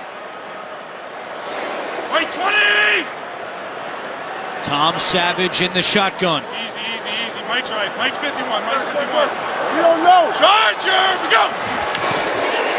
Pressure coming. Savage completes it to Mumphrey, and Mumphrey is taken down short of a 1st down. Yeah, but that's a big completion because it puts him well within field goal range. Although, yeah, Novak's going to come out and try and kick it. He's hobbled out here at midfield. He's going to come in and walk up on this, but he is not 100%. You can tell just by the way he's moving. He's going to try and gut this out. It's going to be a 45-yard attempt. Yeah, and he's obviously thinking about it. And you know, for kickers, 90% of their game is mental. Their confidence in just being able to do what they do. It's a mental thing. It is a mental thing. 45-yard field goal attempt for Nick Novak. And this kick is good. So Novak knocks it through. And it's 13-8 in favor of the Jaguars. Back in Houston as the Jaguars hang on to a 5-point lead. Nick Novak, the kicker, has been struggling here in the second half. You can see there he grimaces and goes down to a knee. He does hit the kick, 45-yard attempt, but we'll see how he kicks off here. He's hurting. Novak gets this one just a yard into the end zone, so Marquise Lee will take it out with a head of steam. Marquise Lee has room down the sideline. Marquise Lee at the 20. Lee will go 100 yards. A late flag comes in after Lee had taken it in the end zone. Marquise Lee, assuming it stands, with his first kick return touchdown in his career. This may be on Jacksonville's bench. Larry Izzo, the special teams captain for the Texans. Jaguars had gone 149 games since their last kick return touchdown, 2007. What happens in the bench area is you're running by and your team breaks a big when everybody comes out and goes crazy in the bench area and they get into the area. Unsportsmanlike conduct by Jacksonville, number 11. The touchdown, however, does count, and that 15 yards will be enforced on the kickoff. That is also an unsportsmanlike conduct foul of the type that qualifies as a potential disqualification if a second one occurs from that player. This must have happened after the touchdown, but watch as this opens up, well blocked, and he's got great help right out in front by Aurelius Ben, who holds him off. And that right there, the point, that's what it was. When you point at your opponent on the field of play and you got the ball in your hand, that's unsportsmanlike. Taunting. The last Jaguar to return a kickoff for a touchdown, Maurice Jones-Drew, in November of 2007. Marquise Lee had a couple of kick return touchdowns at USC, but had never done it here in the NFL. Well, he says, if you're not going to throw me the ball, I'll do it on a kickoff return. And this Jaguars special teams unit has rightly been under fire all year because they have not had a good season. But that is a big bright spot for Gus Bradley's team as they take a 20-8 lead with 6:50 to go in the 3rd quarter. Friday, December 30th, CBS Sports takes on the bowl season as Christian McCaffrey and the Stanford Cardinal pull out their game faces against Mitch Trubisky and the Tar Heels of North Carolina. It's the Sun Bowl here on CBS. So we chronicled Nick Novak getting worked on earlier in this half. You saw him grimace after the field goal. Novak was only able to get that kickoff 1 yard into the end zone. A great head of steam that Marquise Lee had running up the field. Not only was it just barely in the end zone, it was a line drive and it got there real quick. So he had time to get out and time that up just right. Now you can see Novak just grimacing just to get down the field. He has no shot at getting in there. then he gets trampled a little bit. But that's a result of the kick that he can't put it deep or couldn't put any air under it. The coverage unit was clear outside the 25 to the 30 before when Lee caught the ball at the end zone. And man, he had a head of steam. It timed up just perfectly, and that's what happens in a big return. It's timing, not more so than speed. And the penalty on Lee after the touchdown means that Myers has to kick it off from his own 20-yard line. So Houston should have good field position. Akeem Hunt on the return. Hunt to the 40. Akeem Hunt now off to the races, but the kicker Myers gets him at the 50 with a flag down on the play. Yeah, that wasn't a good kickoff either, despite the field position. He didn't have any hang time on it. And the coverage unit couldn't cover enough ground to close the gap between the returner and the time that he caught the football. During the return holding by the receiving team, number 43. 10-yard penalty enforced from the spot of the foul. Houston keeps the ball, first down. That's on the backup safety, Corey Moore, and wipes away a 41-yard return. Right there's the penalty. He's got his hand up around the, and that's a good call.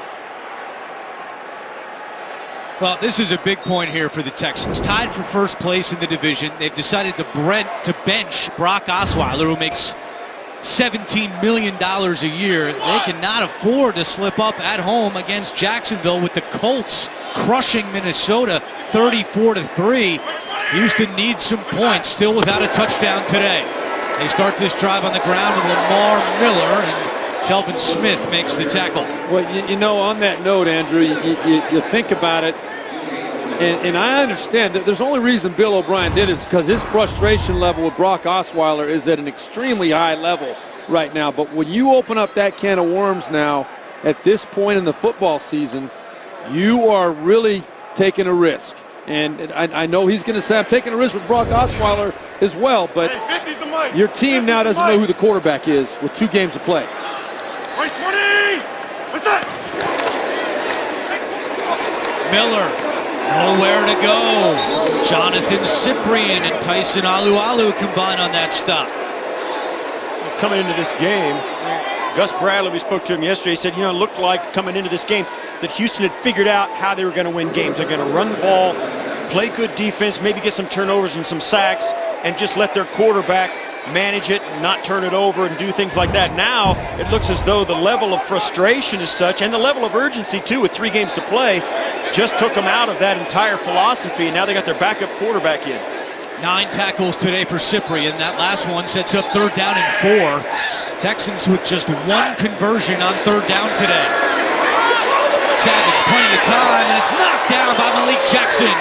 Jackson almost was able to get both hands around that one and pick it off, but instead Bill O'Brien will send out Shane Leckler. Wow, nice instinctive play by Malik Jackson. He felt like he could not get to the passer, so he backed off a little bit into coverage there and just said, I'm going to try and read the quarterback getting away. Yeah. And he got him way all right, put his head right on that football. Yeah, almost broke his windshield there. He is without an interception in his career, which you may not find surprising after that last replay. But nonetheless, the Jaguars defense does its job. Good punt by Leckler.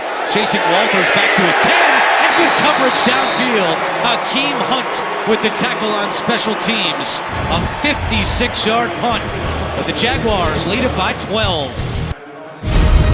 The NFL on CBS is sponsored by K Jewelers. For 100 years, every kiss begins with K. And by the new film Sing, in theaters this Wednesday.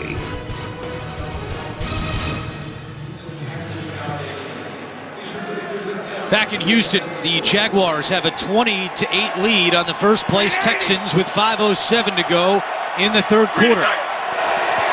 TJ Yeldon running back, and on 1st down, Yeldon across the 15, and Yeldon runs out of bounds and picks up a 1st down. NFL fans, order your holiday gifts from NFLshop.com today and get free shipping at the official store of the NFL, NFLshop.com. Told you about a couple of injuries on the offensive line for Jacksonville. Wells is out and Patasi is out, so Tyler Shatley is the left guard right now. Well, it's a Jacksonville offense with only 117 total yards on the day. They've been fortunate to get the breaks they have. And Ivory can't get away from Kamalu, the rookie out of Miami, and a penalty flag comes in. We've seen a lot of extracurricular today after the whistle. A little bit more here.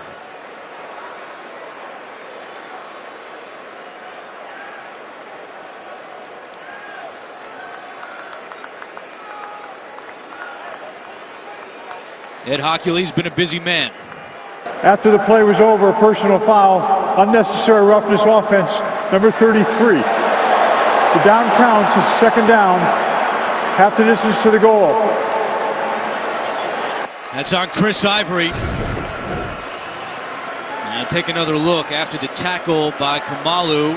Ivory with a little swipe with his right hand. Yeah, he's lucky. Anytime you do that, and I don't know why that's not. If you take a swipe at a player like that, usually that's an ejection. It's an 11-yard penalty, and it backs up Jacksonville to its own 10-yard line. 2nd and 21.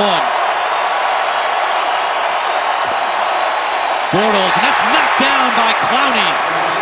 But Davion Clowney got a hand on that one. It's 3rd and long. And, you know, just going back to that penalty by Ivory, that is just a microcosm of the Jaguars season. There's so many boneheaded mistakes and self-inflicted wounds that have hurt this team throughout the year, and that could be another one with now backed up 3rd and 21. What I was going to say was that was just dumb. It's just a dumb play, and it just seems as though those things continue to happen to the Jaguars no matter where they are, who they're playing. Timing is terrible. J.J. Watt watching from the sideline, 3rd down and 21. Bortles, the screen to Yeldon. Yeldon still going to the 20 and taken down at the 21. Well short of a first down, and Jacksonville will punt. Well, that's what the Texans had to do. They had to get a stop and had to do it very quickly. They did. They allowed one first down, but then they got aided by the bad penalty. I think, man, they are really struggling. They're doing a lot of things to try and to combat Clowney. Watch you one step up and way underneath. He got a sack in the first half like this, and now Bortles knows you got to get rid of the football. That guy is a game wrecker. That was a screen pass, though. I mean, their linemen are trying to get out in front of him. Will Fuller, the return man here. High, short punt by Nortman. Fuller, fair catch at the 30 with 3:27 to go, 3rd quarter. Texans going back on offense. Brock Osweiler watching from the Texans sideline after he was benched, throwing 2 interceptions, and you see the total yards since the first quarter. It's been heavily tilted toward the Texans, yet they have yet to find the end zone. They trail 20-8. Tom Savage is 8 of 12 for 119 yards passing. Looking to throw here on first down. And towards Hopkins, who makes the catch. What a play by DeAndre Hopkins right in front of Jalen Ramsey. And these two have been in a battle all day long.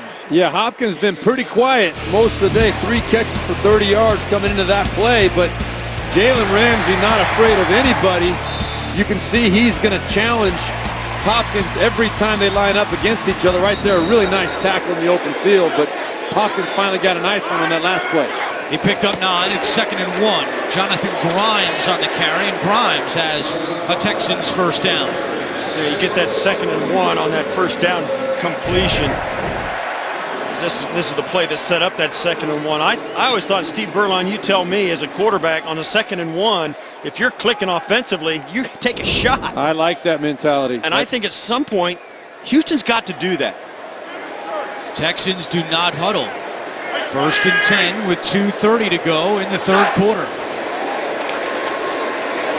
Savage completes it to Grimes, and Grimes is crunched by Buzz Lusney and Peyton Thompson.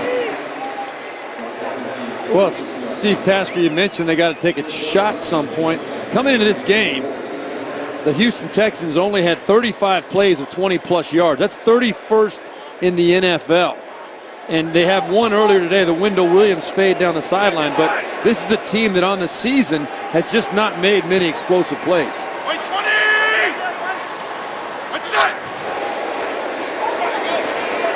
Pump fake. Savage looking for an explosive play, and it's incomplete. Hopkins, the intended target. Jalen Ramsey, stride for stride. Well, we spoke about it, and this was on a 2nd and 6 play. The top around Ramsey, who has gotten kudos from every team they play. I mean, this guy is he's an elite defender, even at a young age. He's been called an 8-year vet. Coaches who prepare against him really notice how wise he is and the smart things he does. Bill O'Brien said, yeah, we liked him, but we liked him more as a safety. That's the kind of cerebral game he has. The guy's really played well all year. 3rd down and 6. It's been a tough go for the Texans on 3rd downs today. Just 1 out of 8 with 4 on the play clock. Savage out of the shotgun. Throwing sideline, and it's caught by Fuller. What a catch! Will Fuller moves the chains. Man, that just as easily could have been an interception by House on that play. He's in perfect position. He was kind of going down, and Fuller does a super job of maintaining his focus, bringing that ball in off the tip. Amazing in your analysis you didn't reference he was from Notre Dame. I'm very impressed. No huddle again for the Texans. 1:15 to go, 3rd quarter. White 20! What's that? Savage to Anderson, the tight end. And he is cut down by Cyprien on the sideline, but Texans have a little momentum here, going no huddle on this drive. Yeah, it's amazing what a few first downs will do, plus a tipped pass that you turn into a nice little 1st down conversion. And Savage now, in the second half, it looked as though, he looked like a little bit discombobulated. It looked like the Jacksonville Jaguar defense made some adjustments. Now in the second possession after halftime, now he's settled down and hitting that out route and finding his receivers.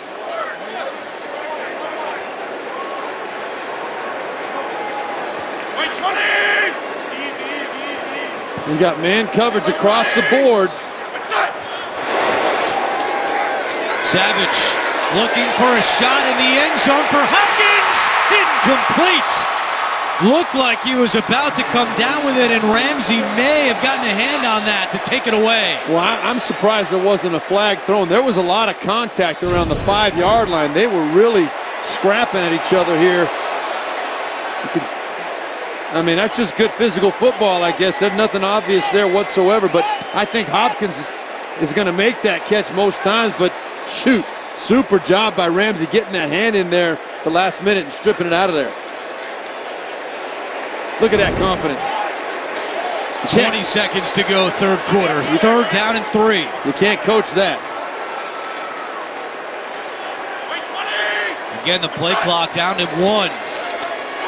Savage to Hopkins, incomplete. And it was Ramsey with the big hit.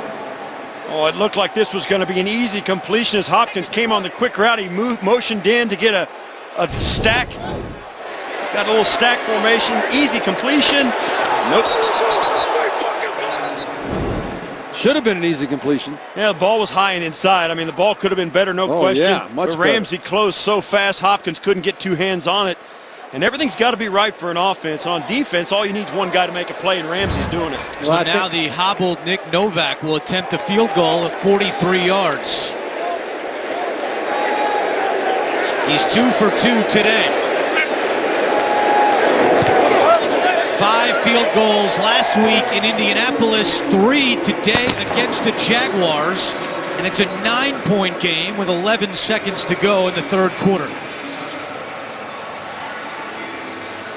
Well, some signs of life for this Houston offense as Savage comes off. Bill O'Brien giving him a little bit of encouragement there. Even Brock Osweiler, and you can say what you want about Osweiler and how he struggled at times, but he has been a good teammate.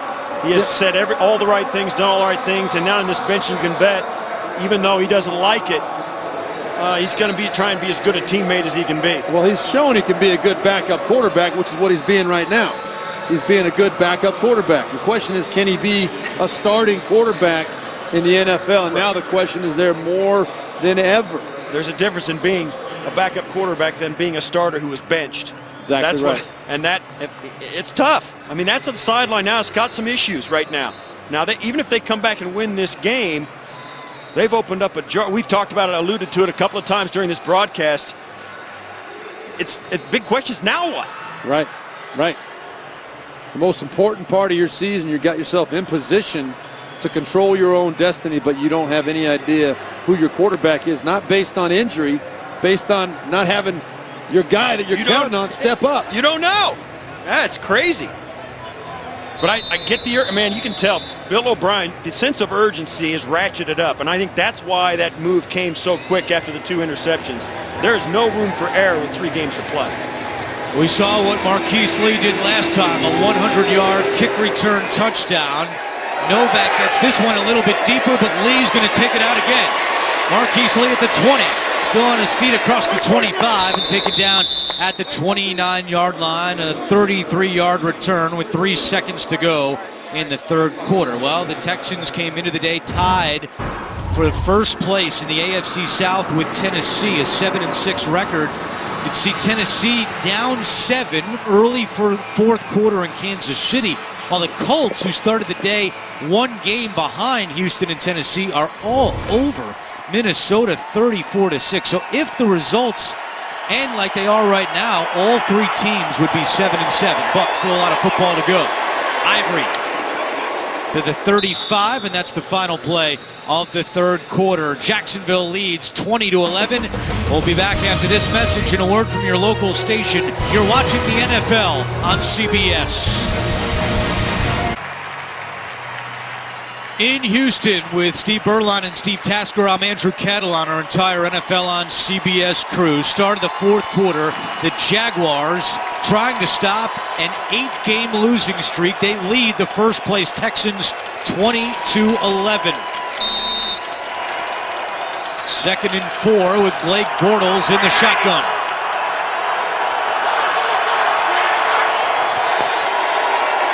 Yeldon. And Yeldon is taken down, a short gain on the play. Neither one of these teams has done well in the 4th quarter this year. Blake Bortles told us last night that the 4th quarter is something they talked about all week. In 3 of their last 4 games coming in, they've had a 4th quarter lead and lost. They have not finished games. Can they do it today? They're faced with 3rd and 2 here early in the 4th.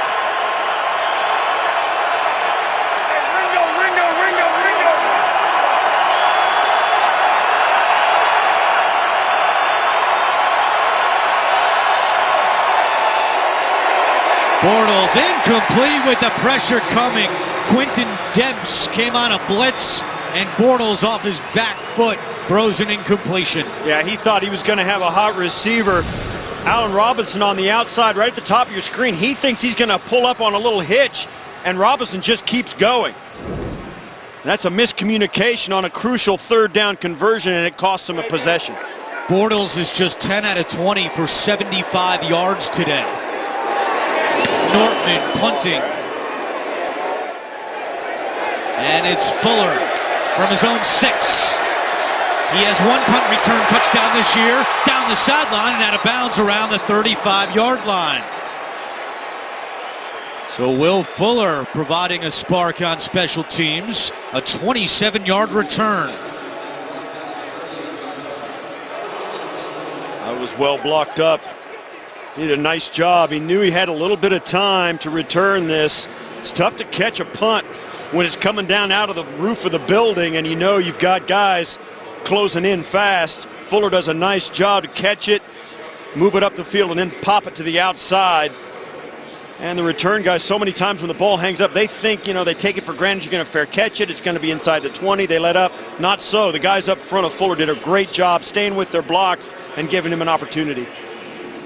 Well, we just talked about the Jaguars' 4th quarter struggles, but Houston this year, minus 38 point differential in the 4th quarter, and they have just 1 4th quarter touchdown in their last 7 games.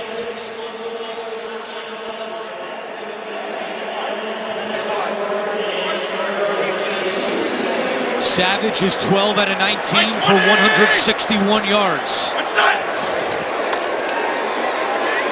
Throwing on 1st down to the tight end Griffin, who makes the catch at the 39-yard line. Cyprian with another tackle for Jacksonville. You mentioned the fact that they don't have a 4th quarter touchdown today. They don't have a touchdown of any kind. And that's got to be a concern for Bill O'Brien. And they're going no huddle here, picking up the tempo a little bit. Just like the last drive, which resulted in a field goal. Lamar Miller up the middle for a Houston first down. It's another second and short that they decide not to take a shot on and save that second and short run for the first down, for third down, and take a shot down the field on second down. They don't do it. Well, I think if Bill O'Brien had a lot of confidence in the quarterback situation, he might be more aggressive.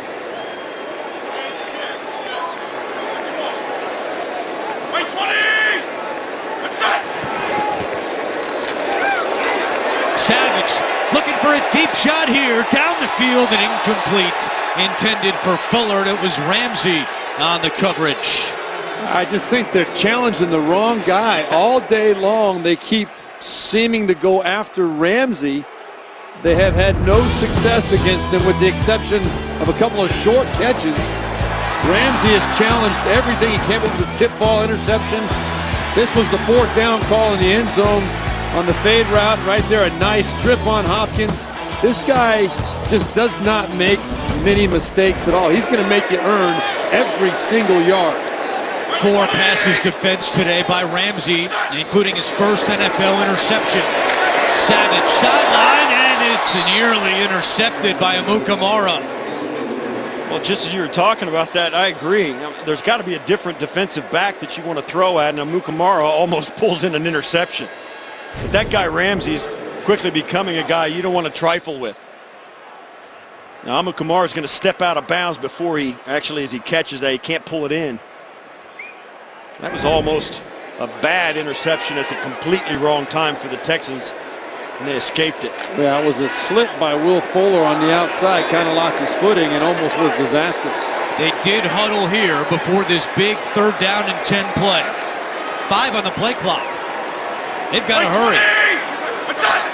Savage just gets it off. Savage fires, caught by Hopkins. A Houston first down. Hopkins makes the grab in front of Ramsey for a gain of 12. Well, at some point you got to figure your big time number one of the most highly respected receivers in the NFL, DeAndre Hopkins, is going to create an opportunity for himself right there. That's about the best opportunity they've had all day. That was a half a step on Jalen Ramsey. And right there, Savage put it on the money. Good conversion and a much needed conversion for the Houston Texans. Hopkins had 5 catches in his last 2 games combined coming in. He has 5 today for 52 yards. From the 45-yard line, a flea flicker. Savage trying to wind up, but nobody home. Now chased out. He throws on the run, and it's incomplete. Good job by the Jaguars secondary not to bite on that trick play. Oh, I think they had a chance on this one, Andrew. You're going to see right here. Watch the top receiver. He kind of stutters a little bit. Then he falls outside. The free safety in the middle of the field is going to run him down eventually. But if Savage puts it on him right now, out in this area out here, the safety is not going to get that ball. I think Savage should have pulled the trigger on that when you had an uncovered guy on the outside. 2nd and 10 with Lamar Miller at running back. Miller just 63 yards on the ground today. Savage over the middle, right back to Hopkins for a first down. A 16-yard pickup, and the Texans marching down the field. Yeah, Jalen Ramsey on the other side of the field. Hopkins finds the dead spot, goes right down after this. Great catch. I mean, you talk about that flea flicker a moment ago. How many reps do you think Savage has had throwing the flea flicker, and it's a big 0? That's probably the first time he's run that play. Probably seen Osweiler run it a handful of times. There's no way he's even had a practice rep. He just wasn't comfortable. Yeah. Obviously, yeah. Wendell Williams, the speedster at the top of your screen, guarded by Ramsey. 1st and 10. Savage over the middle, and Posluszny with a big hit. Takes down Alfred Blue. What can you say about Paul Posluszny? I mean, the guy is just never out of position. He brings it every single time. Understands what the offense is trying to do, and seldom misses a tackle or an opportunity to make a play. Other than that, he's not very good. 9 tackles today for the captain of this Jacksonville defense. Second down and 6. Wait, 20! What's that? Savage fires to Griffin for another first down. A flag is down. Griffin is taken down at the 9-yard line by Pusluzny. Let's see what the penalty is. And it's against Houston. I think Griffin threw an elbow. Pass interference, offense number 84. It was a push-off. 10-yard penalty from the previous spot. Repeat second down. Let's see if he gets that arm extended as he tries to create that separation. Bill O'Brien frustrated. Yeah, you want to talk about right here. You're going to talk about a rarely call. I don't know. He did extend it. I don't know if he got a push off or he just had his hand out there, but that is the most rarely called penalty in football. Unless the it's offensive obvious. pass. Yeah, you got to almost push the guy down. Wipes out a 16-yard gain by Griffin and backs up the Texans to the 35-yard line. Second and 16. Wait, 20! What's that? Savage, quick pass to Hopkins. Hopkins not able to slip away from the tackle of Thompson, but still a gain of 12. I was going to say, when they line up Hopkins in the slot like they do right here, here he is, first man in. Ramsey's way out here on the outside. They don't put Ramsey over Hopkins when he's in the slot. So I would think you may want to start trying to exploit that formation a little bit. They don't put him on him when he's in the slot, but when they motion him to the slot, sometimes Ramsey will come in with him. But when they line up in the slot, he's all by himself against somebody else. Texans are 1 for 1 on this drive, converting third downs. Third down and 4. Will they have to settle for another field goal attempt? Savage to Hopkins, and he's got the first down. Matched up with Ramsey again. They needed 4, and he gets 5. I will say this, Hopkins is showing me something here today. The first part of this game, and really the first 2/3 of this game, probably Ramsey was getting the better of Hopkins, but these last couple drives, Hopkins has been stepping up and making some plays. And these are not easy plays. No. These are tough plays. Those are good throws by Savage, too. Those are really nice. Right in the breadbasket where the receiver's got to have it. Hopkins had been held to 75 yards or fewer in 11 straight games, the longest streak of his career. But today he's at 8 catches for 87 yards. Savage to Griffin inside the 10-yard line. I really like what Savage is doing. He's making good decisions right there. The best matchup was his tight end Griffin coming off the ball and gets soft coverage, a nice clean release. Just made the little break outside, and it was a nice, easy throw and catch for Savage. But making that decision is not as easy as it looks. New career high in receiving yards for Griffin. He's got 73 today. Again, as we mentioned earlier, this is an area of the field that has really hurt the Texans. Their lack of ability to score touchdowns in the red zone. Second and 2 from the 8. Play action. Savage looking for Fuller, and Ramsey breaks it up. That was dangerous. That was almost going the other way. Yeah, the crowd wants his left hand called. He's got a hold of the jersey here. Watch as he comes across. You see him. He pulls him off with that off arm. And they don't call that because he bats it away. That's one where Savage should have just got rid of that football. They were trying to lull Ramsey to sleep with the play action fake and the way Fuller came off the line, but Ramsey did not bite. That could have been going the other way. 10 straight passing plays for a team that's 5th in the NFL in rushing yards per game. Third and 2. On the ground here, and Miller falls over his own man. Ode Abushi, the right guard, went down, and Miller couldn't get by him, a loss of 2. He went down because Sinderic Marks torpedo submarine right underneath him, carried him straight back into the backfield. What a great play. The penetration by Sinderic Marks. Right there, that's what, look at that. I mean, he came out and never got more than a foot off the ground. Yeah, Abushi, all he has to do is he just kind of crumples him, tries to get him on the ground, and it's not enough. So Novak again, he's 3 for 3 today. This is a 27-yard attempt. And Novak is good again. He has the second most made field goals in the league this year. It's a 6-point game. Coming up next, the playoff picture takes focus when Tom Brady and the Patriots look to settle up with Von Miller and the Broncos, or the Raiders challenge the Chargers. It's all right here on the NFL on CBS. 4 field goals today for Nick Novak and the Texans. They also have a safety on a holding play on a punt in the end zone. That's how they get to 14. They trail by 6 with 7:54 to go. Marquise Lee tied for the longest play in Jaguars history with the 100-yard kick return. It tied him with the last time the Jags had a kick return touchdown. Maurice Jones-Drew also took it 100 yards.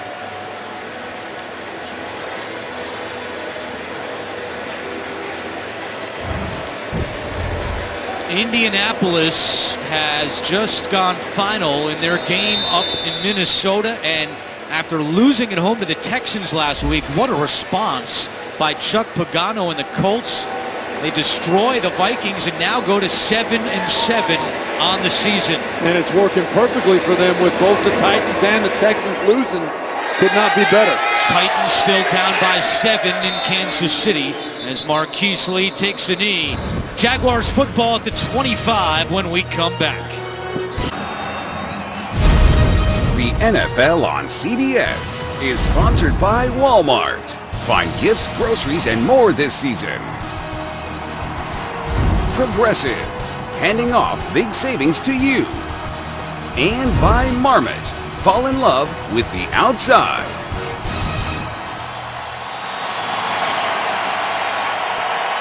Battle Red Day in Houston, and the Texans fans hoping for a fourth quarter comeback. The first place Texans trail by 6 with 7:54 to go, and the Jaguars start this drive in the air. The screen to Yeldon, a flag is down. Yeldon still going to the 31, but Blake Bortles looks frustrated as if this one might be coming back. Yeah, they got Parnell. Holding offense number 68. 10-yard penalty from the previous spot. Repeat first down. They got Beachum. I thought they threw it on Parnell on the right side. Beachum, the left tackle, called for holding for the 3rd time this year. Yeah, Beachum said it wasn't me. Yeah, that should go against Parnell. There's Parnell all the way, yeah. Well, if they change it, it'll be the 6th time this year Parnell's been called for holding. And a tough year for him. He's also allowed a career-high 5 sacks. So the penalty makes it first down and 20. Yeldon is stuffed by Clowney. Wow. Well, we've been talking about him all day, and they've tried to run away from him. They moved the pocket away from him. They've thrown screen passes behind him. And this time he just runs right down across the face of Beachum. Beachum has no shot to get there. He's head up inside shade and comes right across. Yeldon is like, wait a minute. 5 tackles, 1 sack today by Jadeveon Clowney, and it's 2nd and 22 with Clowney calling for the crowd to get loud.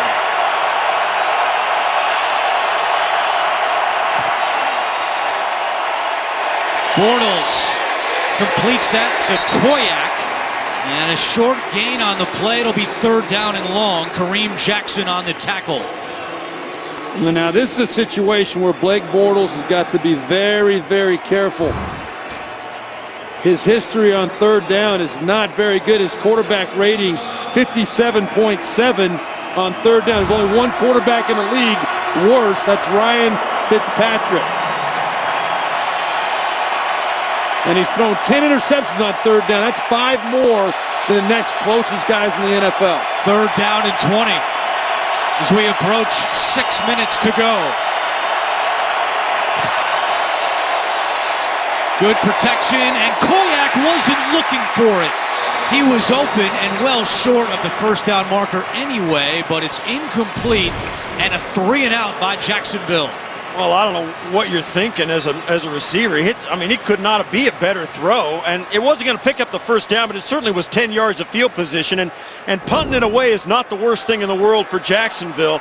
Their defense is going to have to get up and make a stop anyway, but Come on, you gotta help your quarterback out. That 10 yards is significant too. 10 or 12 yards of field position for sure. Will Fuller awaiting the punt at his own 28-yard line, nearly blocked. Short punt. Fuller all the way up to the 45. It's back to his feet and taken down very close to midfield. Not a good punt by Brad Nortman. 41 yards, a return of 5. Texans offense going back to work. Tonight, the Pope's Choir, the oldest and most heavenly of them all in the most spectacular setting, only on 60 Minutes tonight, only CBS. Great field position for the Texans. They have 276 yards passing today. That's a season high, and they've done it primarily because of Savage, who's thrown for 228 yards. Osweiler benched in the first half, 6 of 11 for 48 yards. Throwing on first down. Savage to Griffin at midfield. Griffin is tackled by Cyprien at the Jacksonville 48-yard line. Second half possessions for Houston, and they're getting the ball down the field, but they're not finishing with touchdowns. 3 field goals this half for Nick Novak. Yep, these guys got to score touchdowns. That's the big elephant in the room here. The Titans need a touchdown, by the way.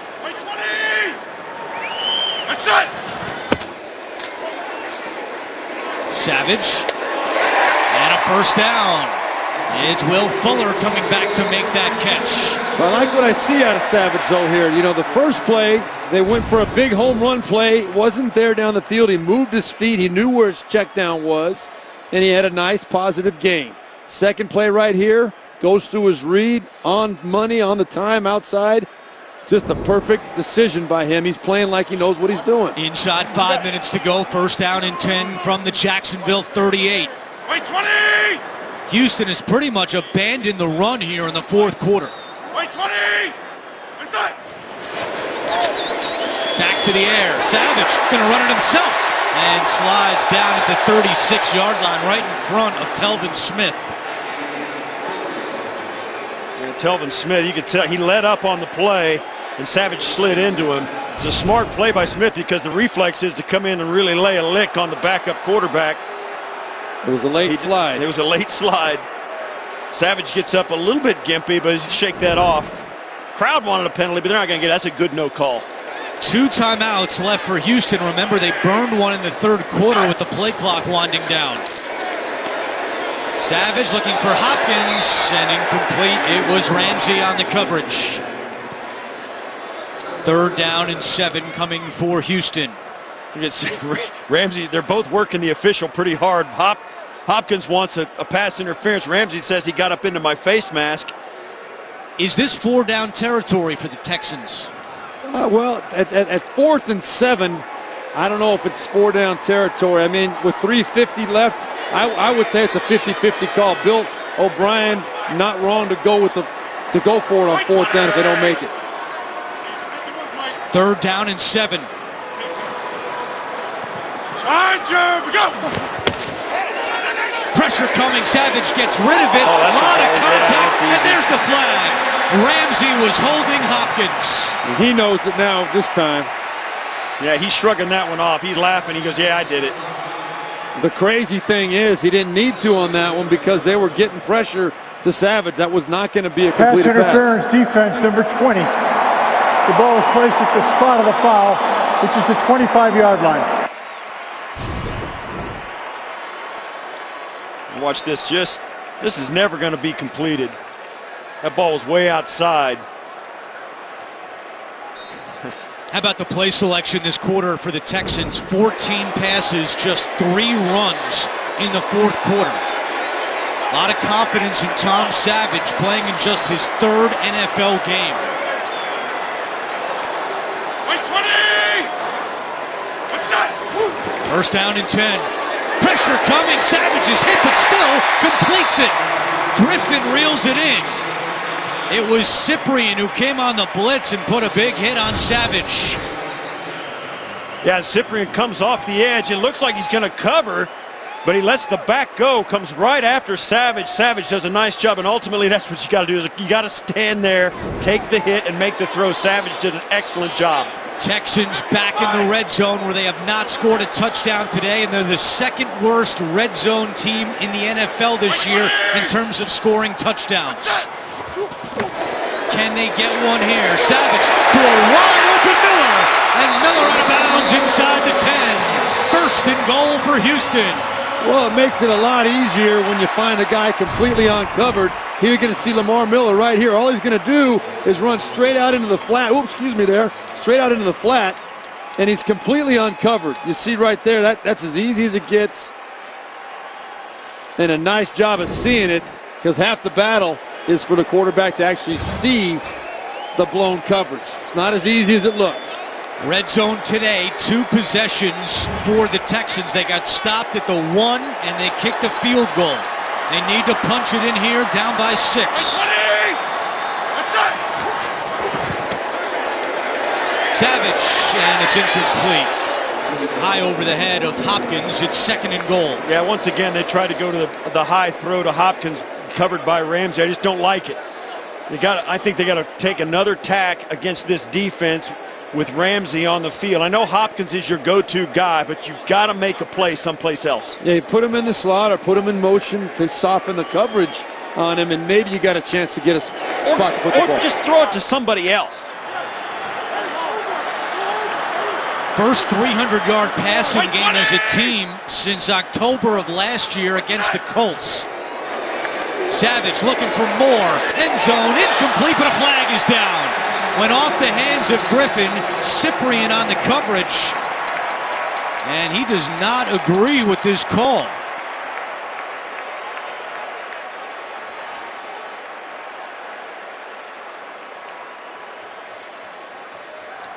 Ed Hockley's crew huddled up.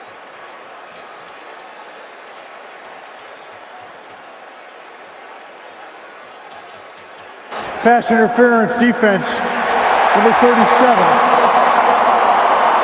Ball was placed at the spot of the foul. First down. Yeah, that's the old adage. If you can't earn the yardage, let the other team give it to you. Cyprian grabs him on the way on the comeback. Yeah, and it's a good call. At the top of the route, he had his arm across Griffin's chest, had a handful of jersey.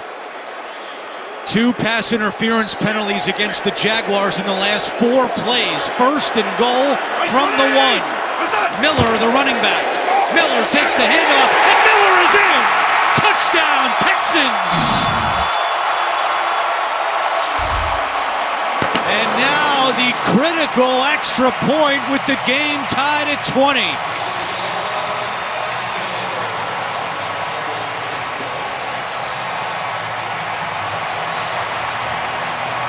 Fifth rushing touchdown this year by Lamar Miller.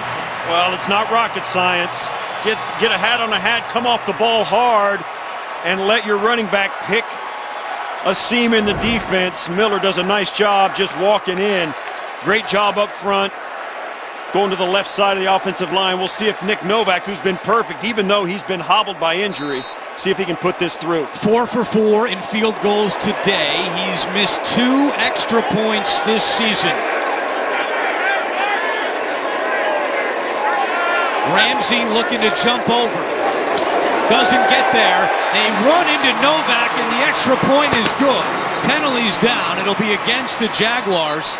There's going to be 2 penalties on the Jaguars. One is running into, one is on Jalen Ramsey for jumping up, and it's going to be a leverage call. And then, of course, running into the kicker. Both of these are going to go against the Jaguars, it looks like. Tough day at the office for Nick Novak, but he has done the job.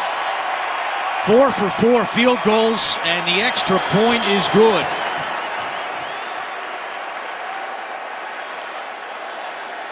Jalen Ramsey tried to time it up and jump through, and they altered the snap count just so he could not do that. Did a nice job up front. Ramsey practiced this in his days at Florida State. Said he came close a couple of times, There but were never 2 blocked fouls one. by the defense on the play. There was holding. That penalty is declined. There was also running into the kicker, number 37. That 5-yard penalty will be enforced on the kickoff. The try is good. Yet another special teams penalty against Jacksonville. And now with 2:51 to go, the Texans on the comeback trail. They have taken the lead by 1. The NFL on CBS is sponsored by Subway. Search for better. And by National Mortgage Lender Quicken Loans. Home buy, refi, power. The Texans have scored 10 points here in the fourth quarter to take the lead 21-20, and we'd like to welcome those of you who just saw Tennessee pull off an improbable win at Kansas City, 19-17. So the Titans now go to 8-6 in the AFC South, and that means Houston needs to hold on to this win against Jacksonville in order to remain tied atop the AFC South standings. Marquise Lee, who had a kick return touchdown of 100 yards earlier in the game, takes a knee, and the Jaguars will get the ball at the 25-yard line. They have all 3 timeouts. Blake Bortles has had a quiet day, 11 of 22 for just 77 yards. Jacksonville only has 135 yards of offense. Yeah, and this is where Blake Bortles needs to start building some confidence from his teammates in these situations. He can do it when he has to do it.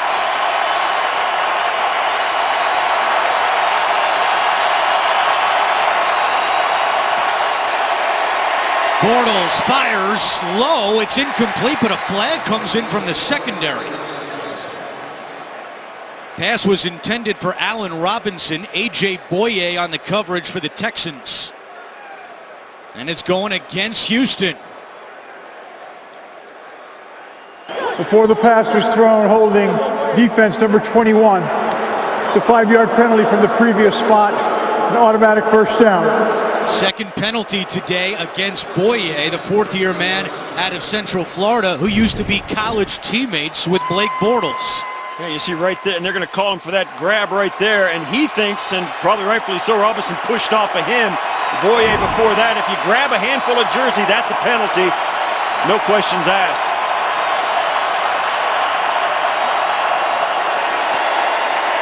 Bortles, good protection, fires dangerously, but it's caught at the 45. Brian Walters reels it in. Andre Howe on the coverage, a gain of 15 with 2:30 to go. Well, as much as Blake Bortles is scrutinized and ripped throughout the country for his lack of production and consistency, he can make some great throws. He shows it every single week. Right there was a nice one. Career-long field goal for Jason Myers. The Jaguars kicker is 58 yards. Bortles steps up and fires to Robinson. It's incomplete along the sideline. Good job by Bortles to escape a sack there. It was a great job by Bortles, but he's got to make that throw, Andrew. I mean, that was exactly what you're looking for in that situation. Your receiver was looking back at you. Throw the ball where it's catchable. The defender has no idea the ball's in the air. That should have been a big completion. You see the 2 turnovers today by the Texans. Those were 2 interceptions thrown by Brock Osweiler, who was benched in favor of the backup Tom Savage. It's been Savage since the first half. Second down and 10 with 2:09 to go. Bortles sideline again, incomplete. Robinson the intended target. Boye again on the coverage. And it's 3rd down. Looked like Boye got away with one there to me. I don't know. Yeah, that looked like more of a penalty than the one they called earlier in the drive. Hanging on him the whole time. And I think you're right. Those 2 plays, you got to get 2 very easy completions. Bortles did a nice job escaping the sack on the earlier one, but I think once he escapes, he doesn't show patience after he escapes. He doesn't use all the time that he buys himself, and it costs him in situations like that. Jacksonville just 3 for 12 on 3rd downs, and Blake Bortles has to burn a timeout. Wow, that could change things if they come to a 4th down. Gus Bradley may now have to go for it. This could be 4-down territory now. It'll eliminate the possibility of a punt, having to burn a timeout there. Well, they still have another timeout, and there's plenty of time on the clock. They only need to get about 20 yards to have a very makeable field goal. So I don't know that losing a timeout there or using one really hurts you. You still get the 2-minute warning, and you got one more timeout. Yeah, the field goal aspect changes everything. They don't need a touchdown. And I think it's the right. In fact, you got to think, yeah, he's got to take a timeout there because they've got to stay on the field it's right here. It's a big play. I think if they don't stay on the field here, this game is over. So 2 timeouts remaining for the Jaguars. They also have the 2-minute warning with 2:05 to go. It's 3rd down and 10. Crowd on its feet here in Houston. Movement on the line. Clowney's pointing against Jacksonville, and it is on the Jaguars. False start offense, number 68. 5-yard penalty, 3rd down. Kelvin Beachum called for the penalty. How many times have we said it today? The timing for these mistakes for the Jaguars, you just can't make this stuff up. That little flinch. Now, here Bortles has got to understand, it is not, you don't have to convert it on this play. You got to get at least half of it to give yourselves a makeable opportunity on 4th down. 91 yards and penalties today for Jacksonville. They're the 2nd most penalized team in the NFL. 3rd and 15. Bortles on the run. Throws back across his body and incomplete. And that takes us to the 2-minute warning. It's 4th and 15 when we come back. You're watching the NFL on CBS.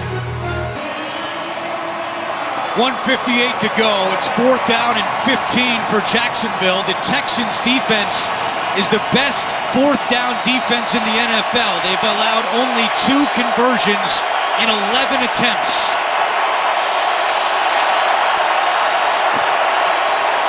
Bortles, pressure coming. He gets away. Still on his feet, and now he's taken down. He was down before he threw it. The Texans defense rises up again.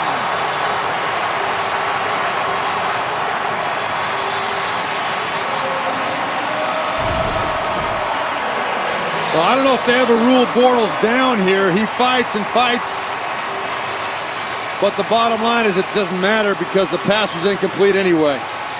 Antonio Smith, the 35-year-old veteran, getting his arms on Bortles here. It does appear that Bortles did not go down. They call the pass officially incomplete. Nonetheless, Texans get the ball back at the Jacksonville 40.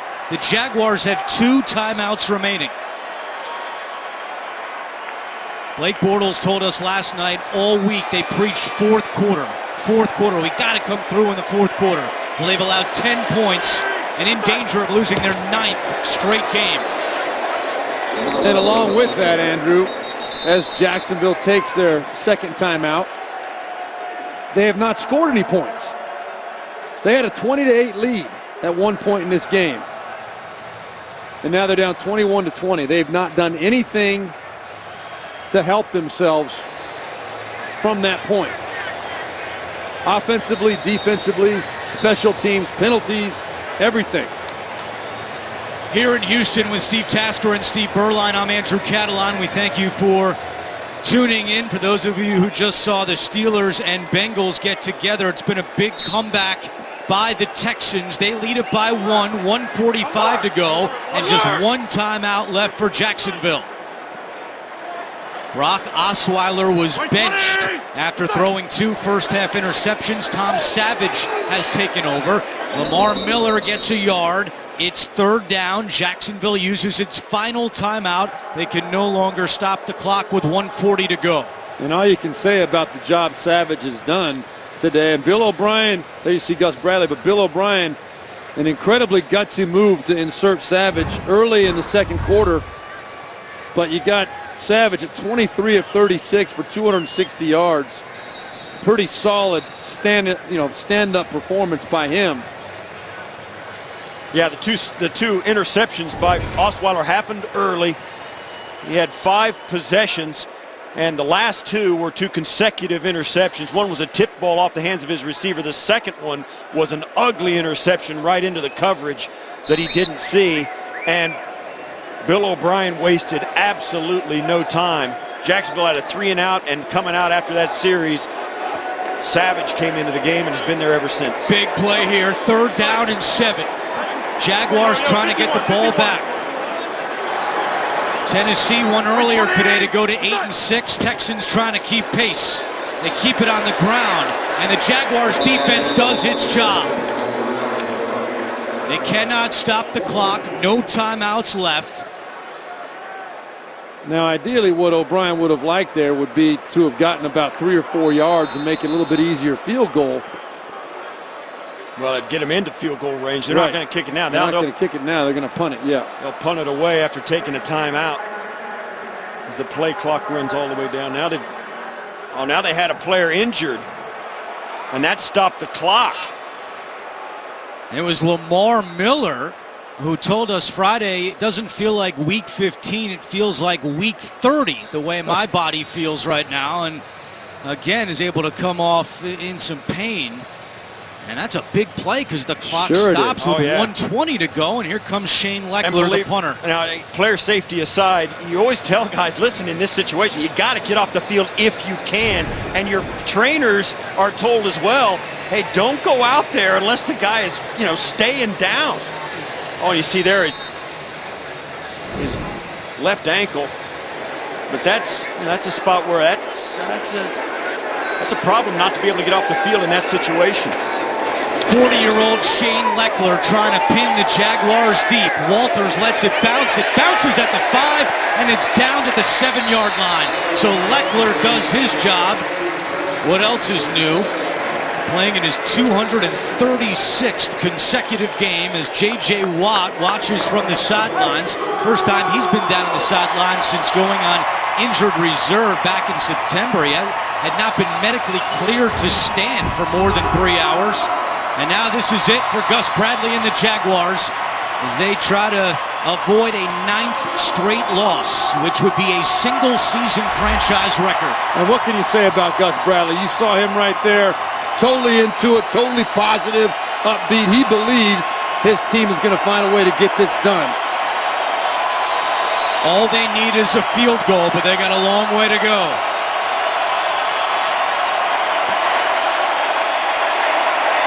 Bortles to the middle of the field. It's picked off. Quentin Demps. And he wisely goes down at the 25-yard line.